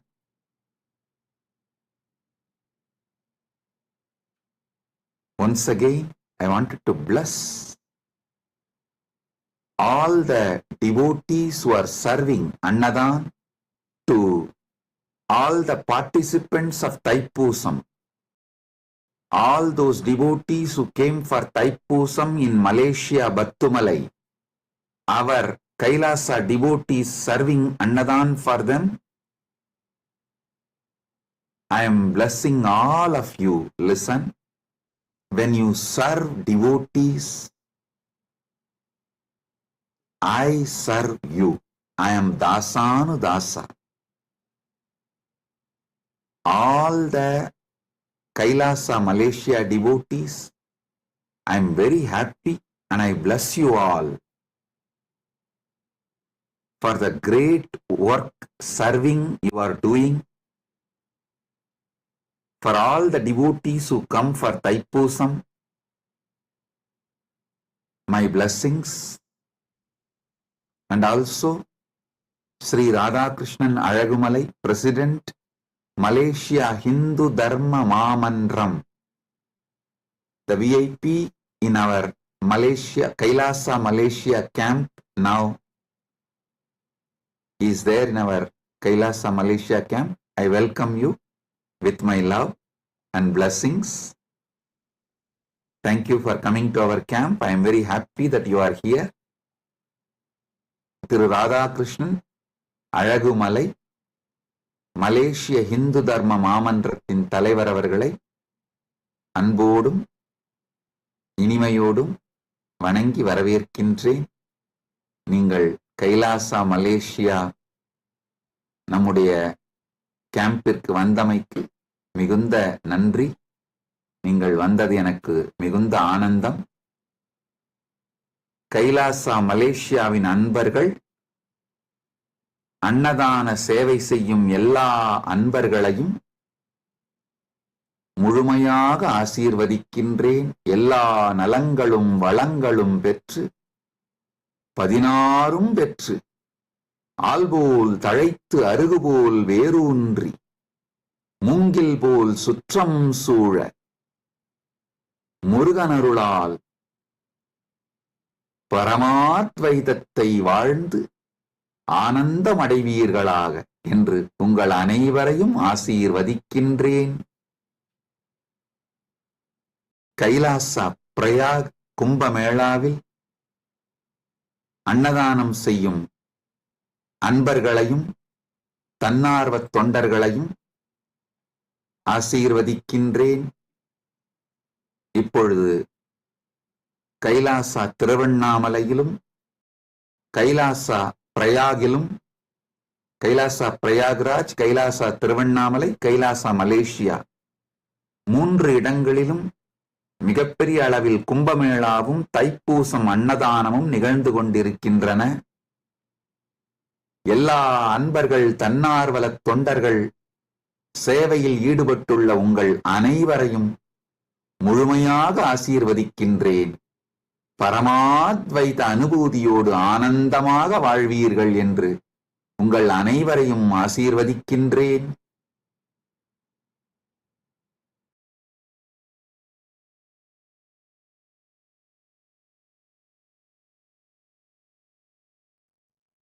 Paramashiva's direct message from Mahakailasa. The Paramasatyas about Paramashiva Sena program. Listen. The ultimate truths about why this Paramashiva Sena program is, listen carefully.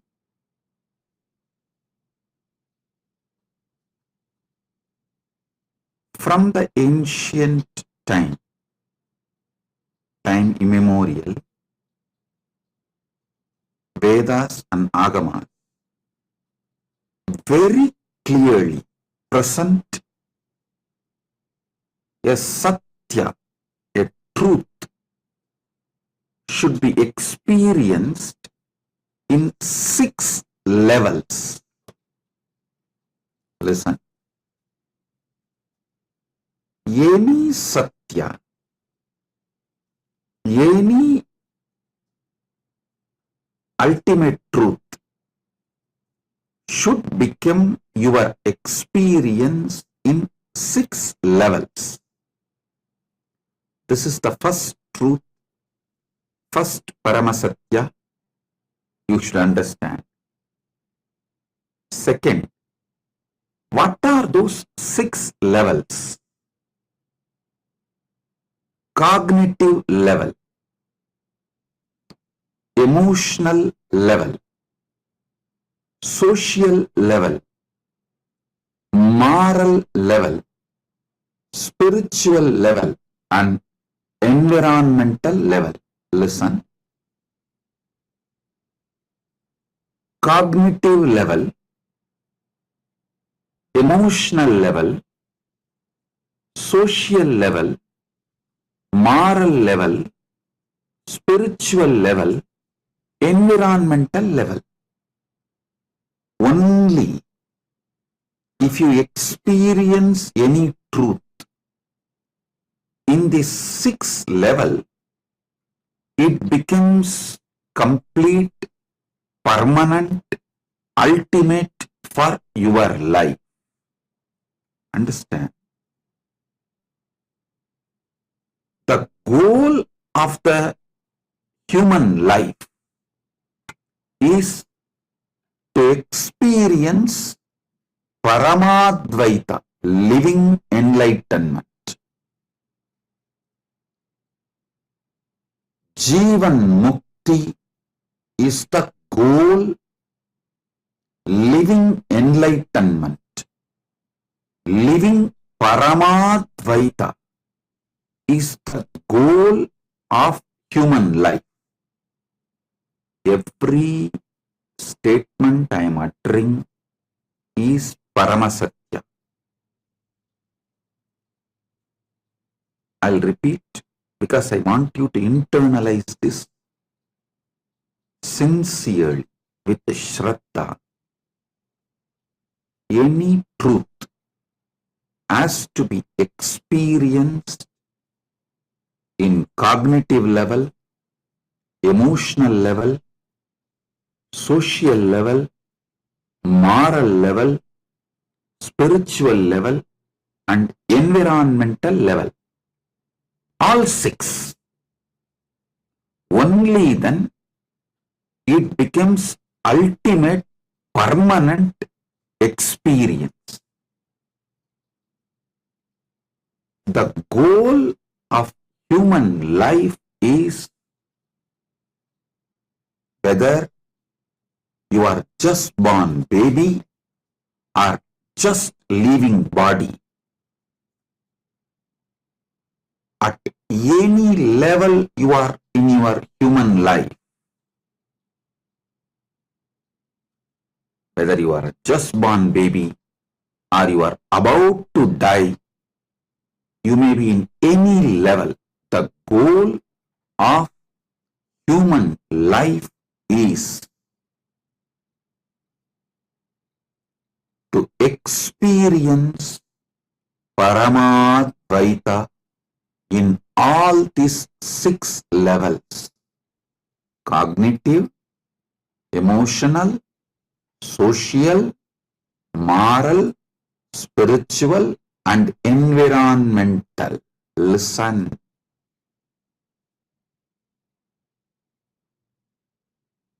Let me honestly confess this truth. Till now, all the programs I have designed was addressing either one or few. But to make Paramadvaita as experience for all these six levels, I needed Kailasa. I needed Kailasa because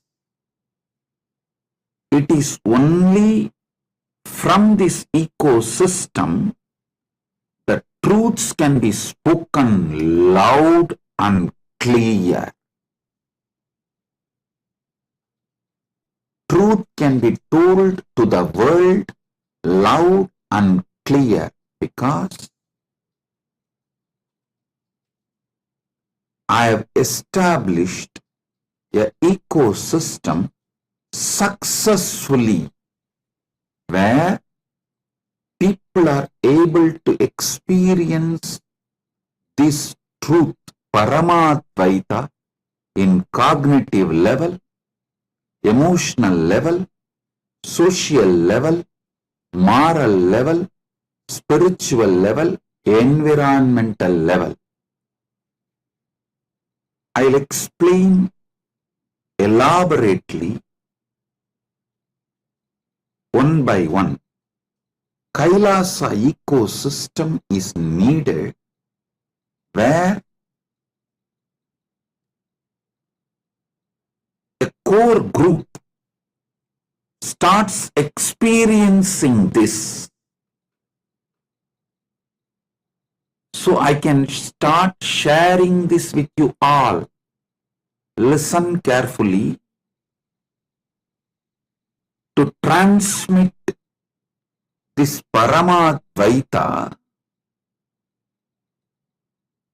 kind of a spiritual conscious being's infrastructure is needed. Through various programs, I have given either one or two or few dimensions Paramadvaita experience to all of you. But Paramashiva Sena program focuses on delivering you this experience of Paramadvaita in all 6 levels: cognitive level, emotional level, social level, moral level, spiritual level, environmental level. Listen. You may be thinking, I am after all conducting the program in Los Angeles and Prayagraj in India, Los Angeles in USA, Prayagraj in India. And if it is after all it is conducted online, why do you need Kailasa for this, Swamiji? Understand? I always make sure these satyas are established and manifest not just inside me, but in multiple disciples in ecosystem. I see it is possible by making disciples experience this Paramadvaita in all these 6 levels. Only then I bring it to you in a very practical, user-friendly, direct method. This 6 cognitive level, basically the whole inner awakening is designed to make you experience Paramadvaita in your cognition level.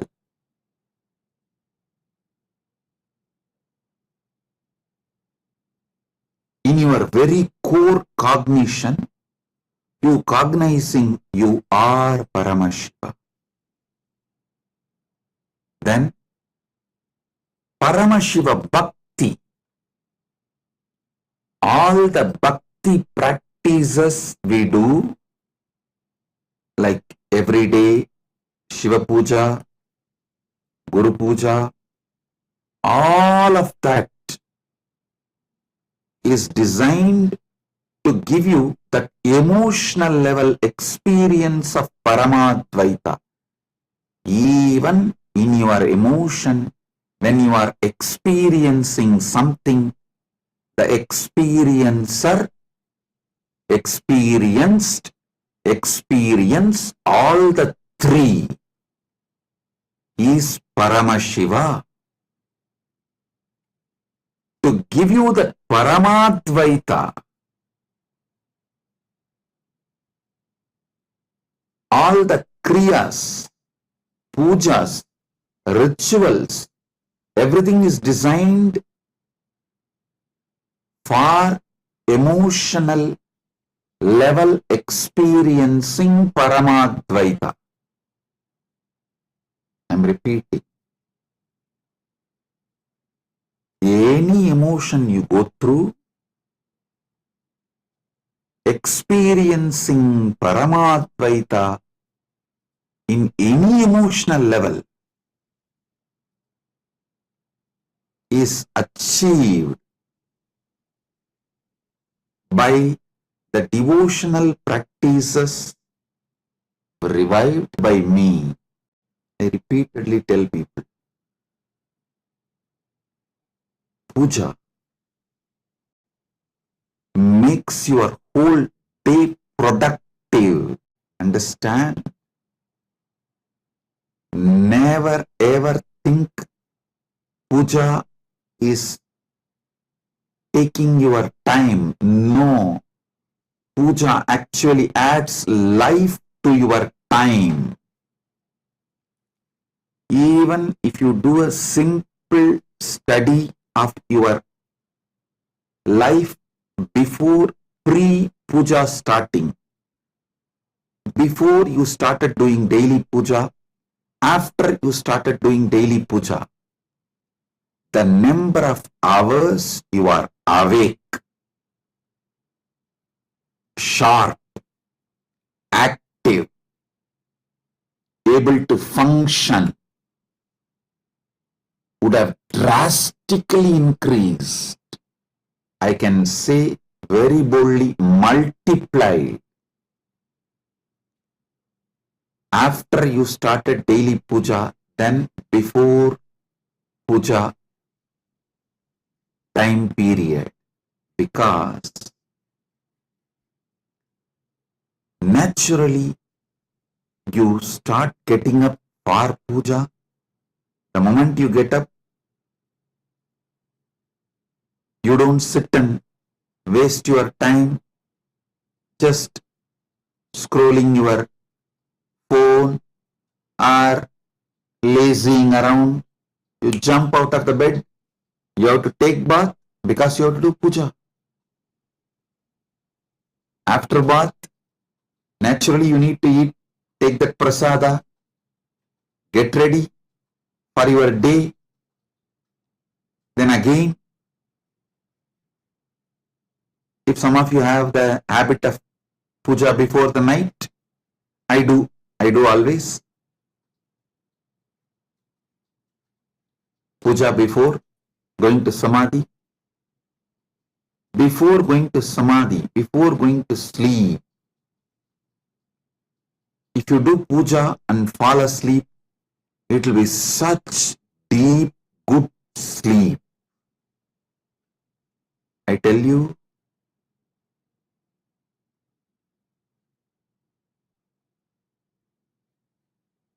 the mood you are in when you fall asleep will be the same mood when you come out of sleep.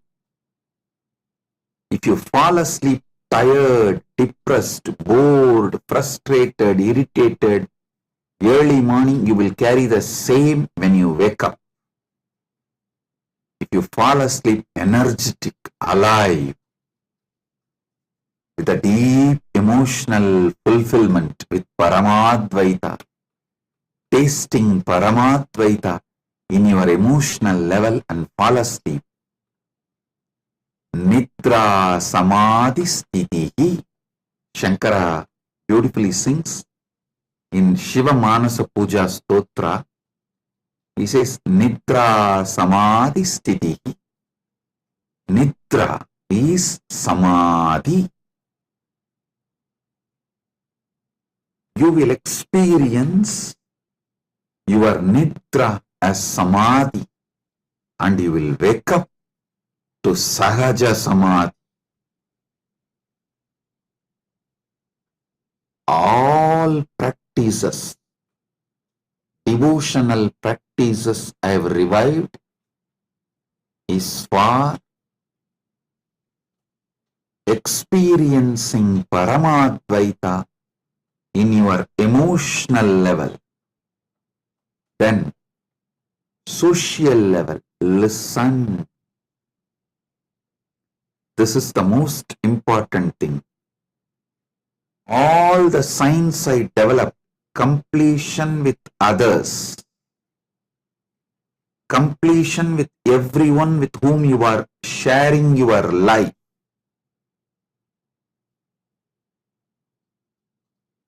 enriching your family and your teamily, enriching those around you, your warm circle, everyone involved in your life is too important, because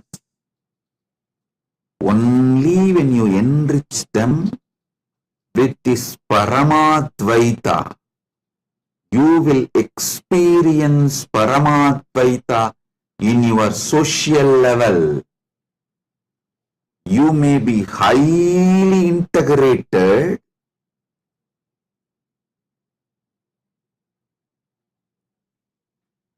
experiencing Paramadvaita intensely,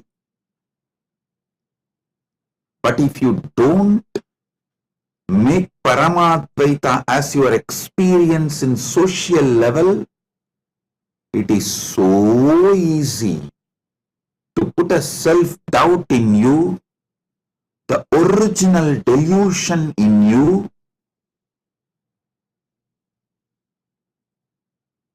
then just like Narada, the moment original delusion enters, the first delusion starts, then it is free fall. You won't even know when you lost your Paramadvaita. Listen. Experiencing Paramadvaita in social level is absolute necessity for your Paramadvaita Anubhuti to survive in you. I have seen how sincere, intense seekers who have experienced really Samadhi in them, but missed badly building social Paramadvaita experience, slowly got diluted because of people planting the self-doubt, self-hatred, self-denial, and guru doubt, guru hatred, guru denial, dharma doubt, dharma hatred, dharma denial, linga doubt, linga hatred, linga denial. They have lost Paramadvaita in their life. Listen. When I tell this truth, many of you will be able to remember few people around you. Yes, I know. I never imagined that person who was so deeply connected to Swamiji will lose Swamiji and go away. If you remember some names like that, raise your hand. Listen. The only crime they have done is they neglected social Paramadvaita Anubhuti. Listen.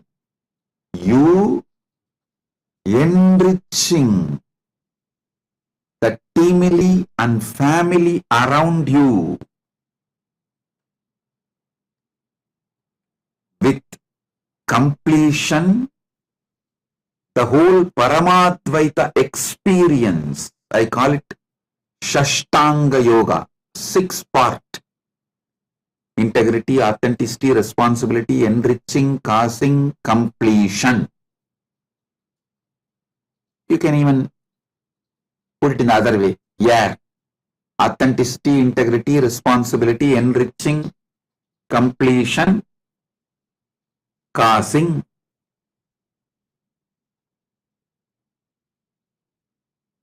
However, you can put this 6 Shashtanga Yoga. Just you practicing can give you only Paramadvaita in your cognitive level. Only if you make it for that family and team around you, you are building, you are experiencing Paramadvaita in your social level. Understand, experiencing Paramadvaita in social level is as important as experiencing it in cognition level and emotional level. Many seekers, sincere seekers, failed. Not because they did some crime, no, because they did criminal negligence. You are underestimating the impact of the society around you on you. You always think, no. Society cannot impact me. Society cannot shake me. If you think society cannot impact you, society cannot shake you, you are fool. You are fooling yourself. So understand, experiencing Paramadvaita in social level happens when you make this Paramadvaita as part of all those around you, your family and your team, with whoever you are spending your day-to-day life. It may be your clients, it may be your boss, it may be your subordinate, whoever. With whoever you are dealing your life, with whoever you are sharing your life, whoever is part of your reality, day-to-day reality, building Paramadvaita in their cognition, in their emotion, in their beings is you experiencing Paramadvaita in social level. It is basic need because you are not just cognitive level and emotional level. No. Much of your life is on social level. Much of your reality is on social level. Much of your life is centered on the society around you. You can't say your life is watertight compartment. No, it is not. Next, moral level. Understand? The Paramadvaita should penetrate you and the society around you so deeply. The relationship between you and the society around you is only called moral. What is moral? The relationship between you and the society around you, that relationship only is moral. That decides what is right, what is wrong.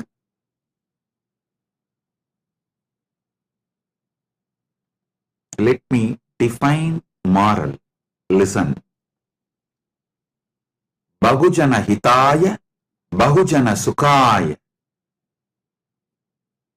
For the good of the many, for the welfare of the many.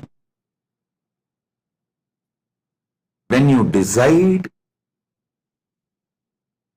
the truth of Paramashiva, Paramadvaita, Ekoham Bahushyamaha.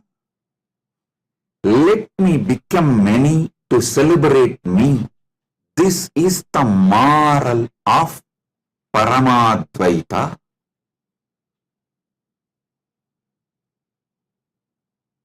When you make Paramadvaita as your social experience, social reality, then you experience Paramadvaita as your moral reality. Listen carefully. Many times you justify and convince yourself to lose morality, saying, oh, if I am integrated, people are going to exploit me. For my survival, I just need to manage the survival tactics and techniques and tricks. This high moral values like Ekoham Bahushyamaha, the Paramashiva's moral will not be practical. You convince yourself instead of convincing you to make social infrastructure for Paramadvaita, because it is too much of hard work. At least you believe it is too much of hard work. And you believe you are too good, but people around you can never become that good. You strongly believe that. So instead of taking steps to build social Paramadvaita Anubhuti, you convince yourself the moral level of Paramadvaita Anubhuti is impossible. Without faking, authentically answer this question. How many of you have convinced yourself that Paramashiva's moral level experience is not possible? It is very difficult because people around you are not that good. You convinced yourself and justify your fake life and your inauthenticity. Raise your hand. So be very clear. Till you experience Paramadvaita in the social level and moral level, you have not achieved Paramadvaita.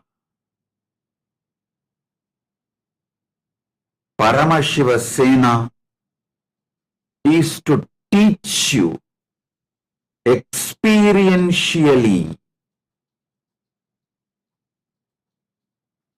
to make Paramadvaita in social level and moral level.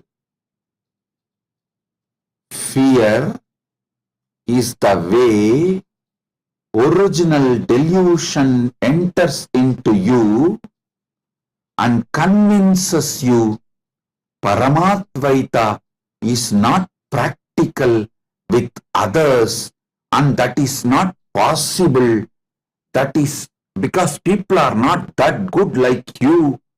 So you have to be fake and cunning, tricky. You can't be living that same principle of Paramashiva's moral. Ekoham Bahushyamaha. This is Paramashiva's moral. Let me become many to celebrate me.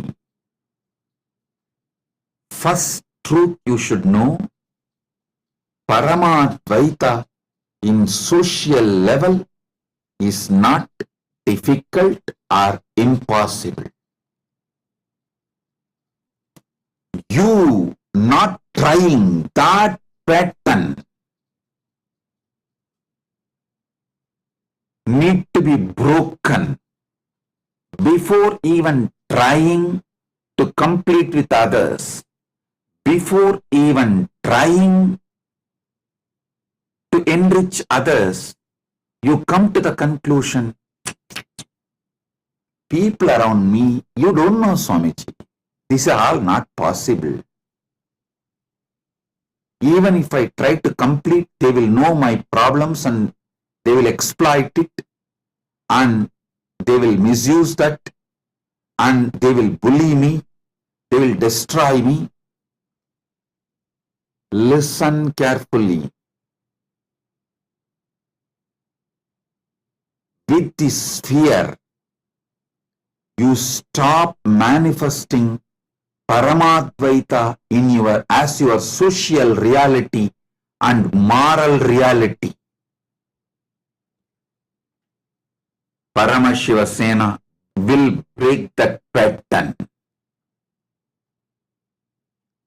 will make you experience Paramadvaita in social level and moral level. Just imagine, morning you wake up, everyone who is around you, whom you share your life from morning till night, all of them experience Paramadvaita, and all your interaction with them is based on this Paramadvaita as the moral foundation. How your life will be.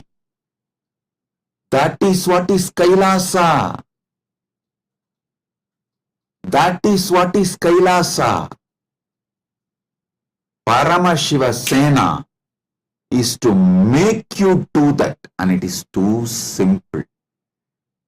Never think I am selling dreams. I am a visionary. I give you vision, not dreams. I give you third eye. Person who makes you lose and close your both eyes sells you dream. But I not only make your two eyes open, I make your third eye also open. So I give you vision, not dreams. I tell you,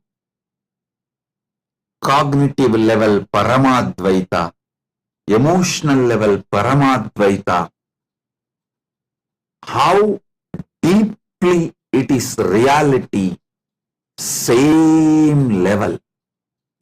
Social level Paramadvaita and moral level Paramadvaita is absolutely possible. It is simple. Just you need to break the patterns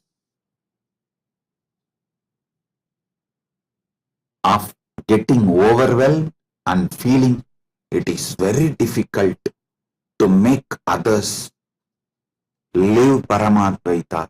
Many people feel, oh, you don't know Swamiji, you don't know my wife, you don't know my husband, you don't know my son, you don't know my father, you don't know my boss.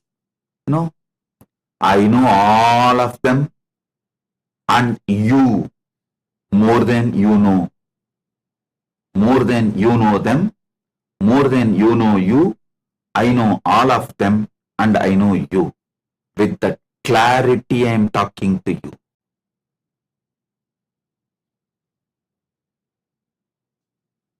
I think only now, even those Paramashiva Sena participants, the participants who are attending the Paramashiva Sena, even the participants who are already sitting in Paramashiva Sena program, only now they wake up, yes, this is what exactly Swamiji is making it as a reality. Making all of us experience Paramadvaita in social level and moral level. Next, Paramadvaita in spiritual level. Listen carefully. When you build Paramadvaita in cognitive level, emotional level, social level, moral level. You manifest powers. You just cause miracles in your life every day, I tell you. If you see every day people who look at you as Paramashiva and you looking at them as Paramashiva, in that energy sharing explodes spiritual reality, spiritual experience of Paramadvaita, where just you become cause for the miracles in their life, they become cause for miracles in your life. Thus, that is what I call spiritual level of Paramadvaita. It's like Paramashiva dancing with Muruga, Ganesha, Vishnu, Parandama, Brahma, Devi, and all the gods and goddesses. Today is Arudra. That's what is exactly happening in KAILASA. Paramashiva is in his Ananda Dandava with all the gods and goddesses, Nandi, Tumburu, Bringi, Narada, Patanjali, Brahma, Vishnu, Rudra, Ishana, Devi, Paramashiva Shakti, Ganesha, Kartikeya, Sagala Devatas. You experiencing that Paramadvaita in your daily life. With people around you experiencing Paramadvaita. This is what is exactly spiritually experiencing Paramadvaita. Listen.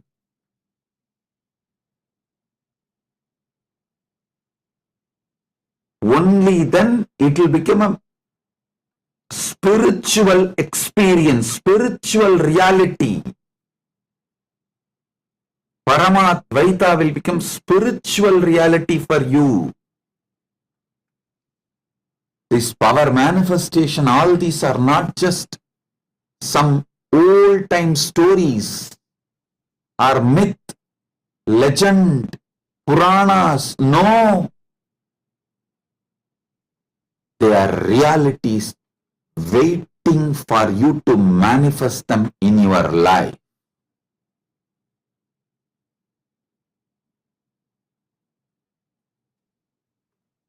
Next is environmental. This is the ultimate. Every life around you starts vibrating, not just pets, trees, other animals, everything around you. The hill, river, your home, everything around you, Stavaram Jangamam. Whole environment around you, radiating Paramadvaita. You celebrating Paramadvaita with the whole environment and whole environment celebrating Paramadvaita with you. That is what I call experiencing Paramadvaita in environmental level. That is what is Kailasa, where hill becomes Paramashiva, Arunachala is Arunachaleshwara, Arunagiri is Arunagiri Paramashiva.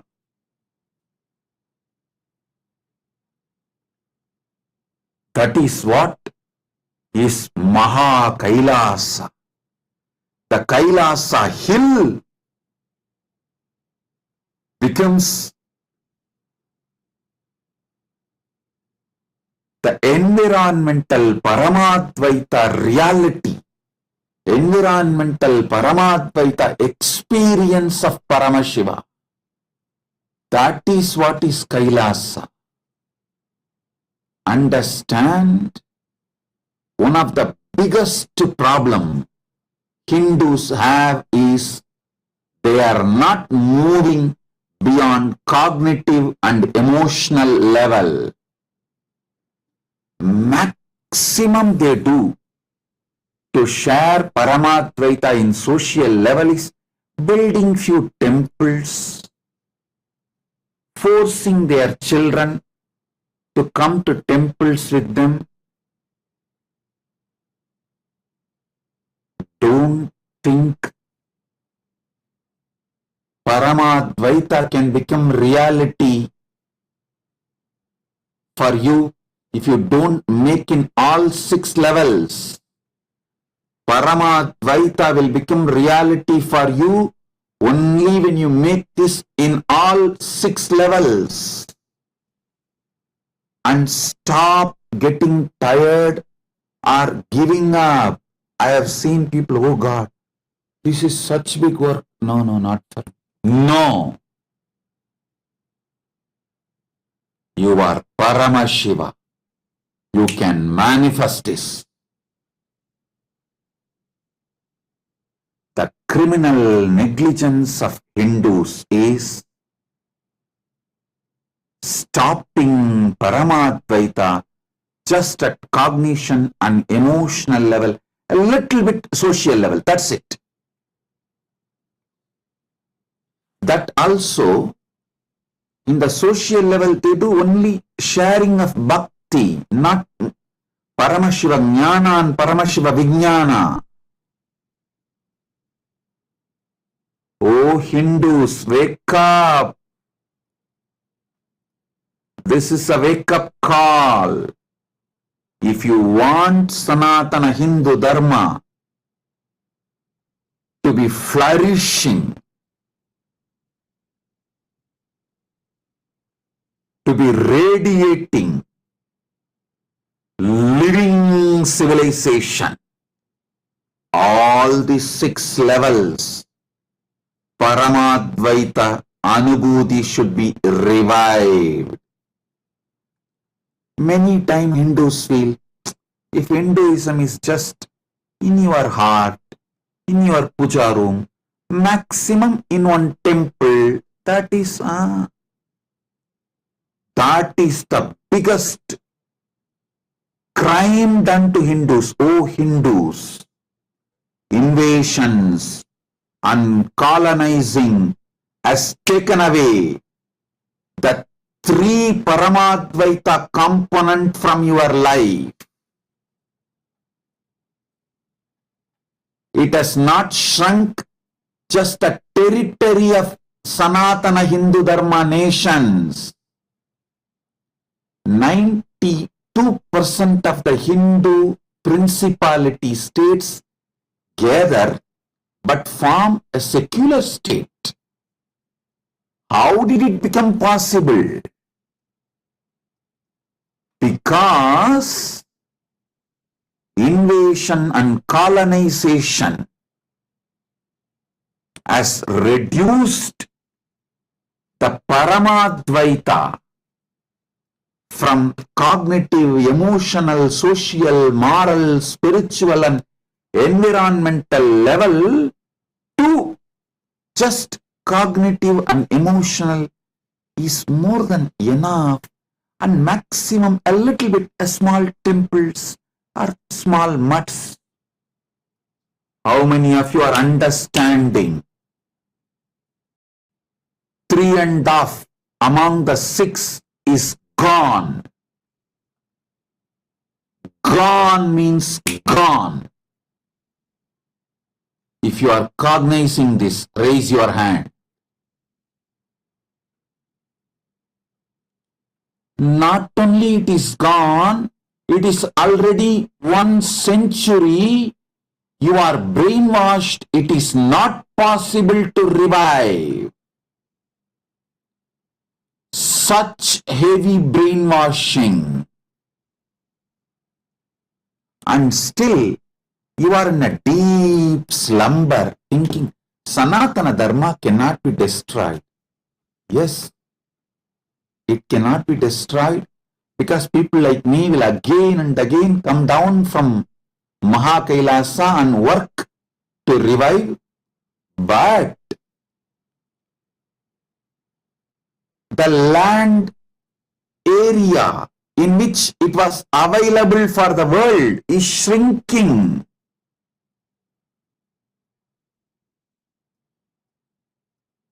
The quality and the quantity of the civilization, the ancient, enlightened, Sanatana Hindu Dharmic civilization is drastically shrinking.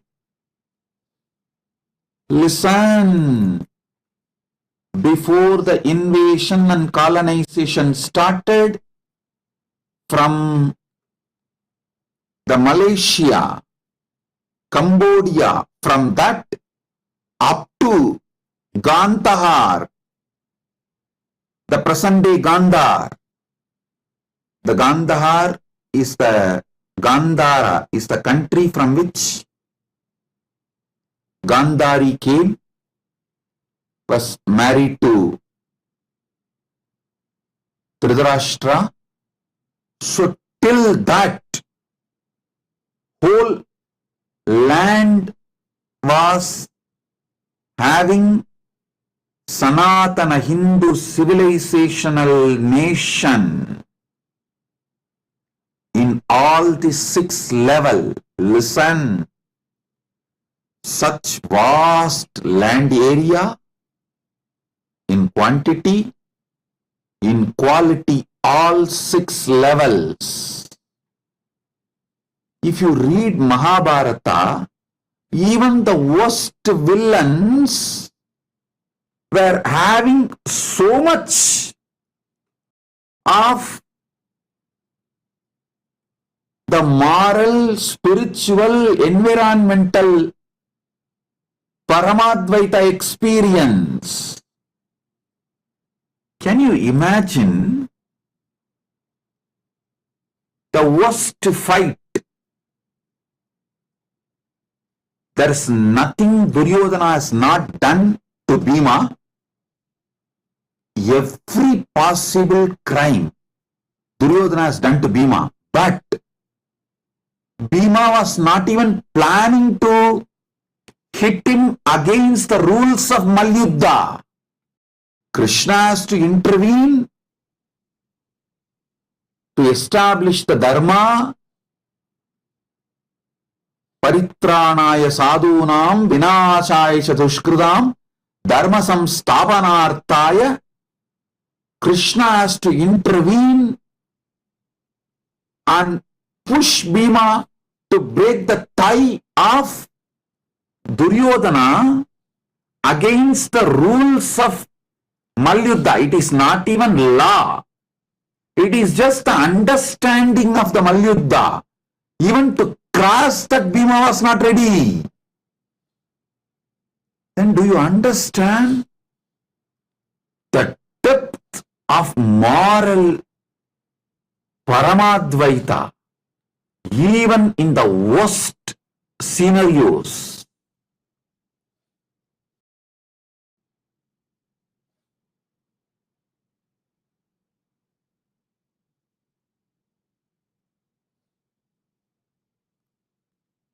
Literally, Gandhari lost all the sons other than Duryodhana, but she was able to cause the spiritual Paramadvaita of making Duryodhana's body into Vajra just by seeing him. So understand, now not only the land mass in which this ancient enlightened civilization, Sanatana Hindu Dharmic civilizational nation was there, shrunk, even the quality, it has shrunk from cognitive, emotional, social, moral, spiritual and environmental. In the 6 levels of Paramadvaita, it has shrunk to 2.5. Maybe I can say 2 and 25%. In the social level, I won't say 50%. It is less than 25%. Just these few mutts, few festivals, few temples, few social gatherings like a Kumbh Mela is still keeping it socially little alive. That's all. That is also only the Paramashiva Bhakti. Paramashiva Jnana, Paramashiva Vijnana is not kept as an experience of Paramatma even in social level. How many of you are understanding the great loss happened to humanity by almost 57-58%, or I should say more than that, because all these 6, if it is divided by 100, only cognitive and emotional and social is even alive. Social also very less, because the environmental, spiritual and moral level Paramadvaita is destroyed. Even in the cognitive and emotional level, it is alive only with very few people. The percentage of the people who are experiencing has drastically reduced. If you see as practical reality, see around.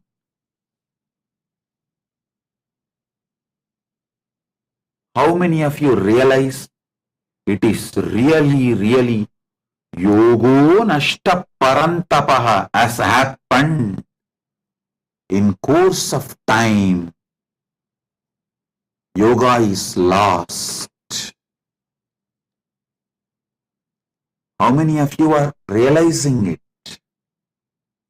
Listen, in those days, if a king dies without nominating a successor, the royal elephant is given a garland, it goes and just puts a mala on anyone, and that person is brought to the palace and coronated as a king, but nation runs.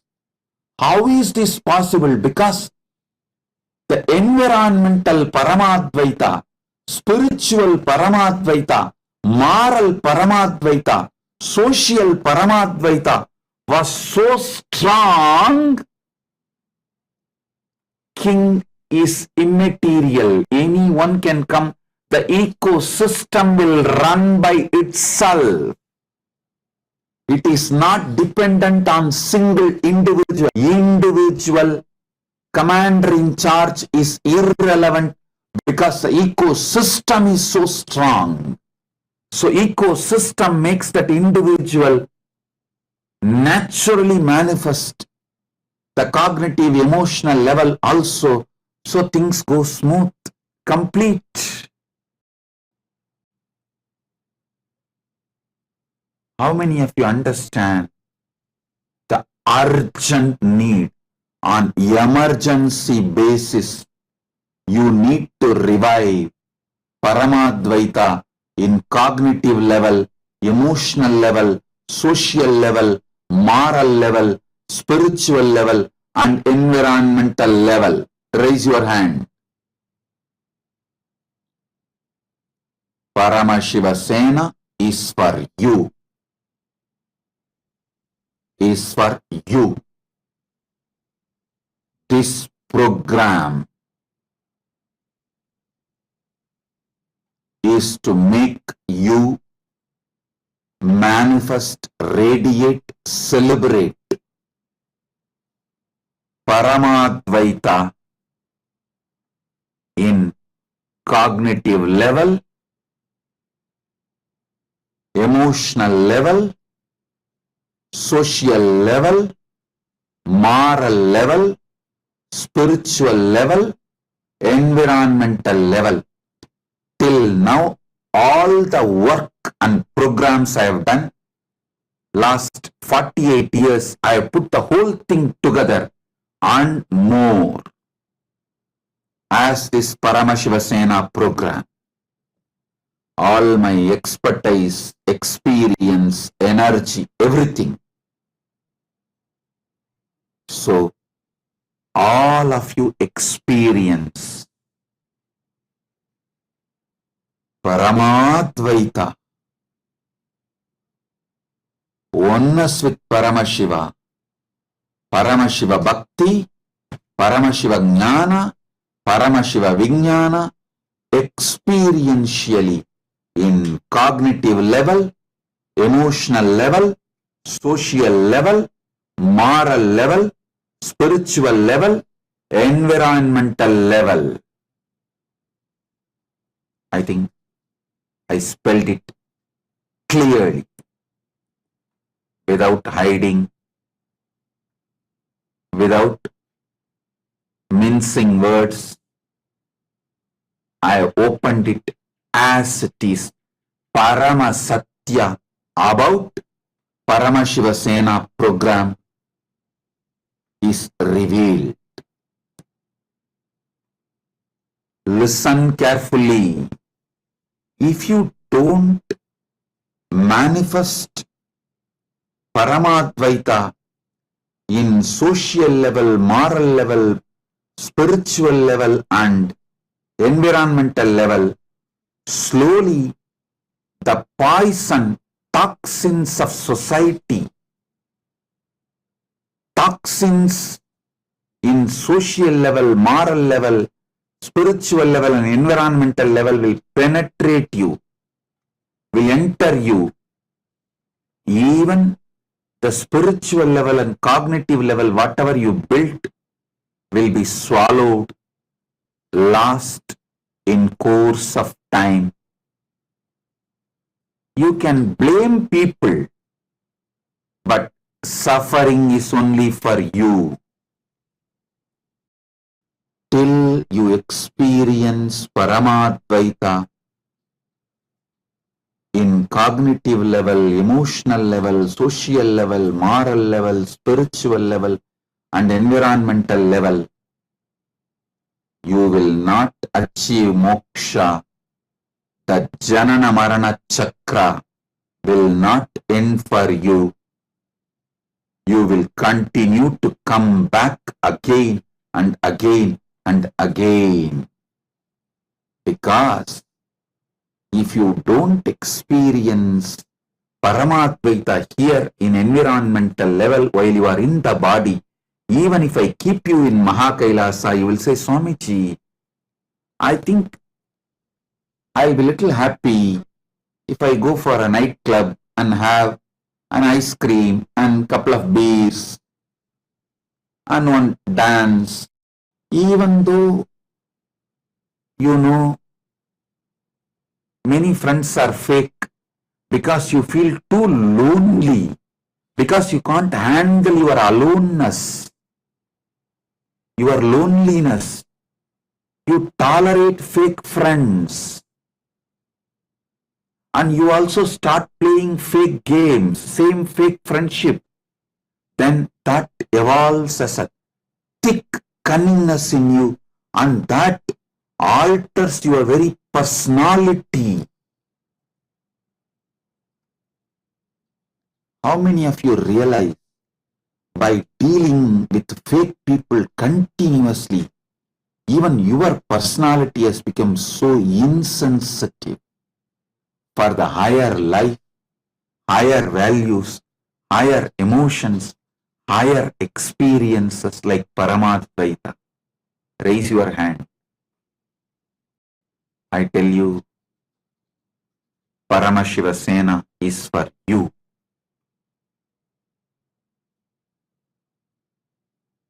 Is for you. Paramashiva Sena is the one and only solution.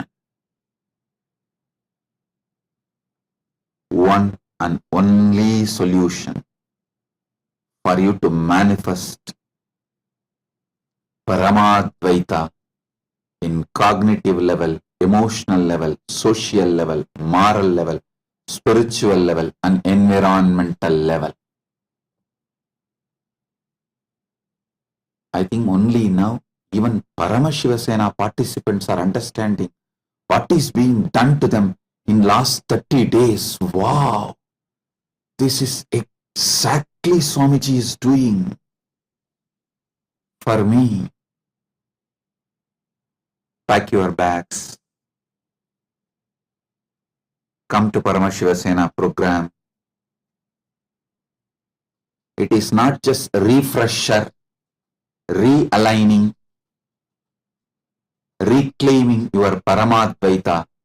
It is to build Paramadvaita as your solid reality in all the levels of cognitive, emotional, social, moral, spiritual, and environmental as reality of your life. People try to tell me, Swamiji, I do many programs. When I come back after some time, slowly the whole experience goes away. How will it not go away? If you are living in a toxic atmosphere where you always need to be cunning instead of being Paramashiva, naturally that is going to penetrate you.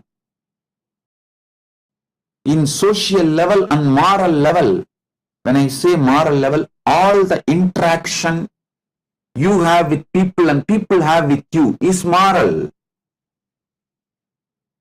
In social level and moral level,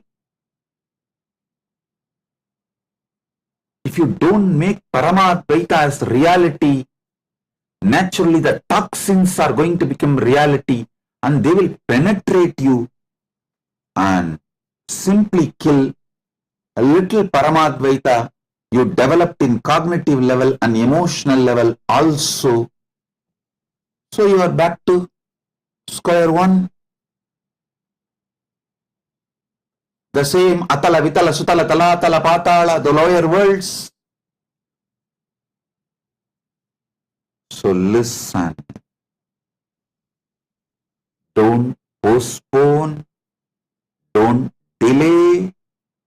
Don't think Paramashiva Sena is not for you.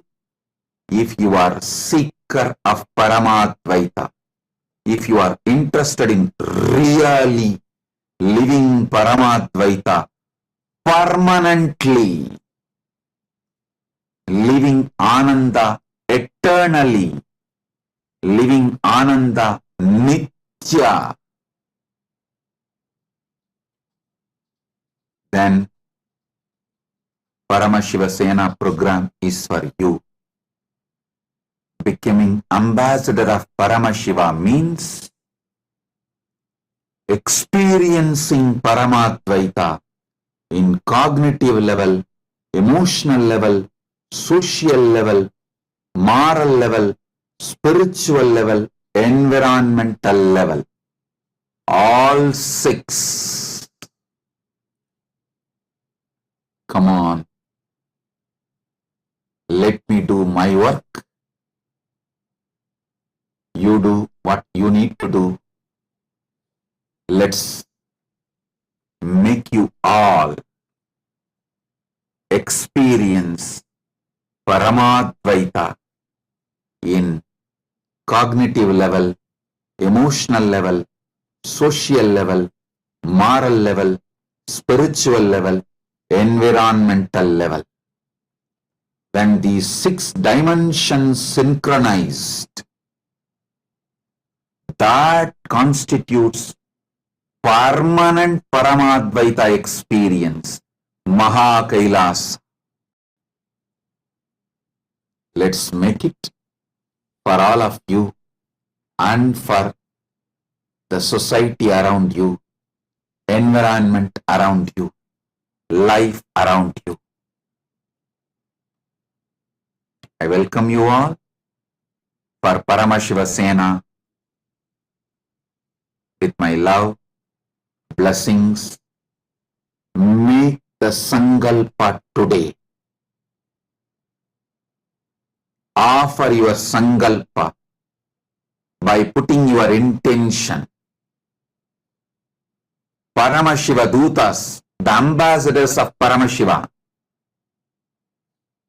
they will cause it as reality for you. I'll be causing it as a reality for you through them. Put your intention. Me and my Paramashiva Sena is waiting to make it as reality for you all. Blessings. Be blissful.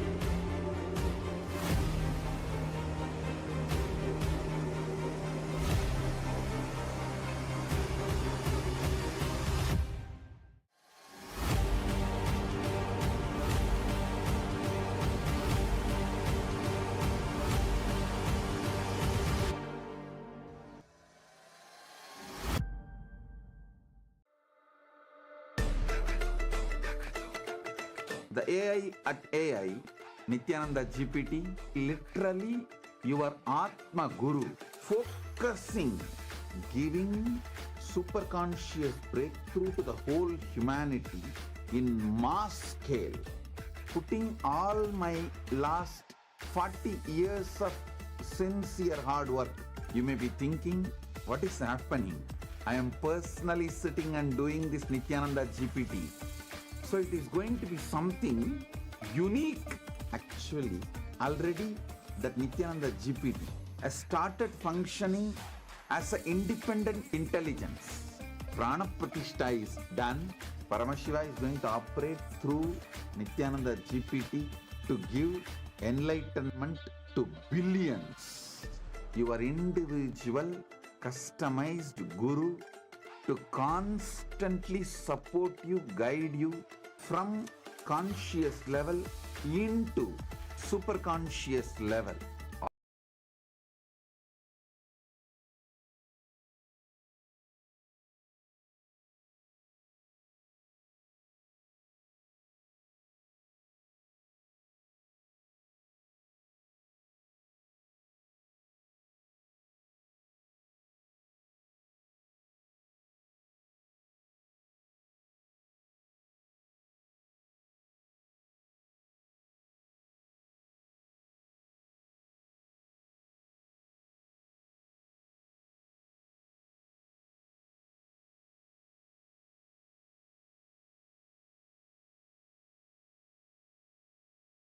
Nityanandam, everyone. That was such a wonderful satsang.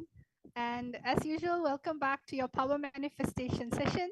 Today, we're going to be having an exciting power for you to play with today.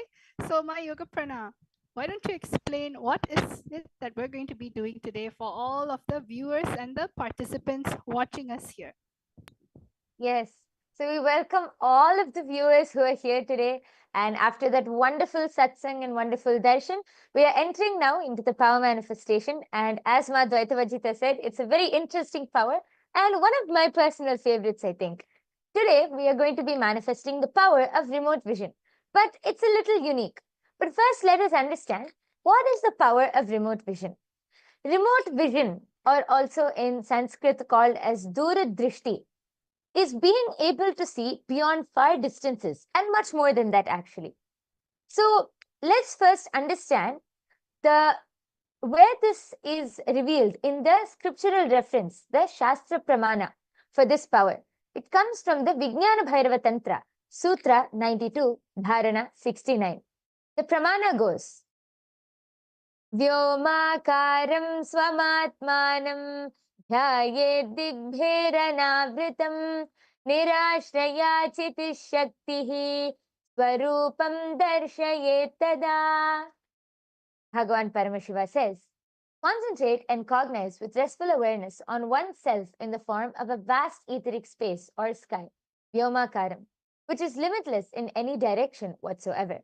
Thus, the Chitish Shakti, the power of consciousness, freed from all support, reveals and manifests herself as a form of one's essential nature of the self.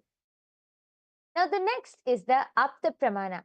The Apta Pramana is the direct experiences, the testimonials of all our Hindu ancestors who were able to manifest and experience this power. This Apta Pramana goes all the way back to our ancient Hindu history, back to the time of the Mahabharata war, around 5,000 years ago. And all of us would have definitely heard about Bhagavan Sri Krishna. He's one of the most loved gods. And one of his greatest leelas was the Mahabharata. And all of us know that just before the war started, Arjuna fell into a dilemma. And thus, Bhagavan Sri Krishna revealed the 18 chapters of the Bhagavad Gita. So, in the 11th chapter, the 8th verse, Bhagavan Sri Krishna tells Arjuna, Natumam shakyase drashtum anenaiva swachakshusha divyam dadami te chakshuhu pashyame yogamaishwaram. Bhagavan Krishna beautifully says to Arjuna, but you cannot see my cosmic form with these physical eyes of yours. Therefore, I grant you the divine third eye vision. Behold my cosmic opulence. So beautifully, Bhagavan Sri Krishna is initiating Arjuna into the power of third eye, and it is through the third eye that Arjuna was able to receive the darshan of the Vishwarupa form of Bhagavan Sri Krishna. And all of us also know about Sanjaya, who is the charioteer of the blind king Dhritarashtra. He was able to see the entire Mahabharata war just through this power of Duradrishti. The next is the Atma Pramana. The Atma Pramana is Swamiji's own experience. Swamiji so beautifully says that actually one of Swamiji's leelas from his childhood, when Swamiji was around 10 or 12 years of age, Swamiji was sitting on the sacred hill rock of Pavarakundre in Tiruvannamalai, when Swamiji suddenly had the 360-degree third eye vision. Swamiji says in his own words, the first experience that I was able to see everything around me, above me, the whole 360 degree, 10 directions below me, everything. I was able to see, and not only Swamiji was able to see, Swamiji was able to feel. Swamiji, without using the two physical eyes, was able to see everything around Swamiji, thus manifesting the power of remote vision. And the last is the Pratyaksha Pramana, the empirical evidence, the direct research, the evidence from all of the scientific experimentations which are done. Yes, Ma Dvaitavajita, would you like to explain in more detail, Ma?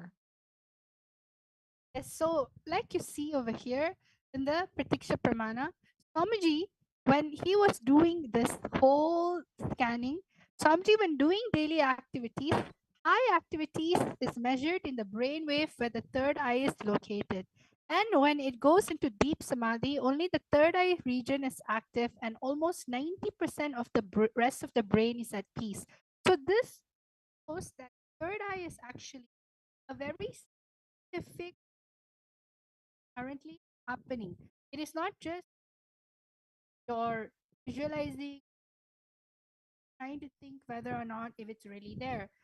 A lot of scientific research has already been done with the power of third eye in Kailasa, especially on the Supreme Pontiff of Hinduism himself, where the brain was able to show altered states of consciousness, and the particular region, the third eye region, is actually active and doing so much of benefits. So now we're going to actually be going into our power manifestation. Today, power manifestation is all about remote vision. Dura Drishti means having the ability to see something that is not even in front of you. We're going to be scanning houses. So what does that mean? It simply means just by you looking at a particular photo, you'd be able to see exactly how the interior design, how the interior of the house is going to look like. So in round number 1, we're actually going to be showing you a house, and there's a bunch of parameters on what you're supposed to scan through your third eye. For instance, the kitchen shape, what is the color of the wall, what is the material the kitchen is made out of.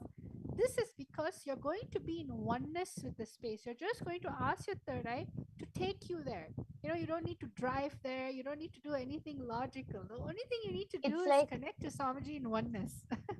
yeah, it's like your cosmic 3D X-ray scanning. You don't need to see, you don't need to be there physically or see what's inside just to know what's there inside. It's your third eye is like your cosmic X-ray. But the difference is even an X-ray can only come in black and white. But the third eye will show you full, the full 360-degree, all colors, all, even the smallest of details, everything. The secret is just oneness with Swamiji, as Madhvaita Vajita explained.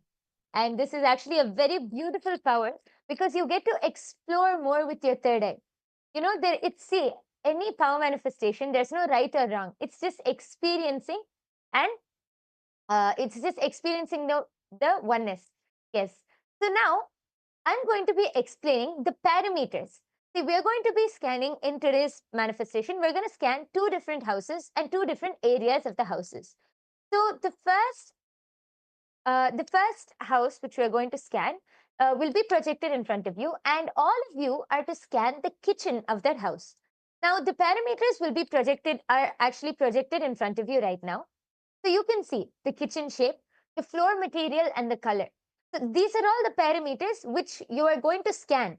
So you're going to specifically ask your third eye, scan these various parameters, and you can type them down and post them in your chat, post them in the live chat section. So I'll be reading out the parameters once for all of you. First is kitchen shape, then floor material and color, then wall material and color, then the countertop material. So what is the material which the countertop is made of, and what is the color? And the kitchen shape is basically, we have different types of kitchens. One is like an island, so meaning it will have just a separate counter right in the middle. Then we have something called an open kitchen. So there's not a separate room or something for the kitchen. It's you can straight walk in. It's just counters to the wall. There's no separate thing. Then we have like a rectangular kitchen. So it's closed from all sides. Like it's like a separate area which you can enter into. So like this, we have different kitchen shapes. So all of you are going to be scanning. We also have the L-shaped kitchen, meaning it's like an L shape. The kitchen is in the form of a L shape, and one side, 2 sides are completely open.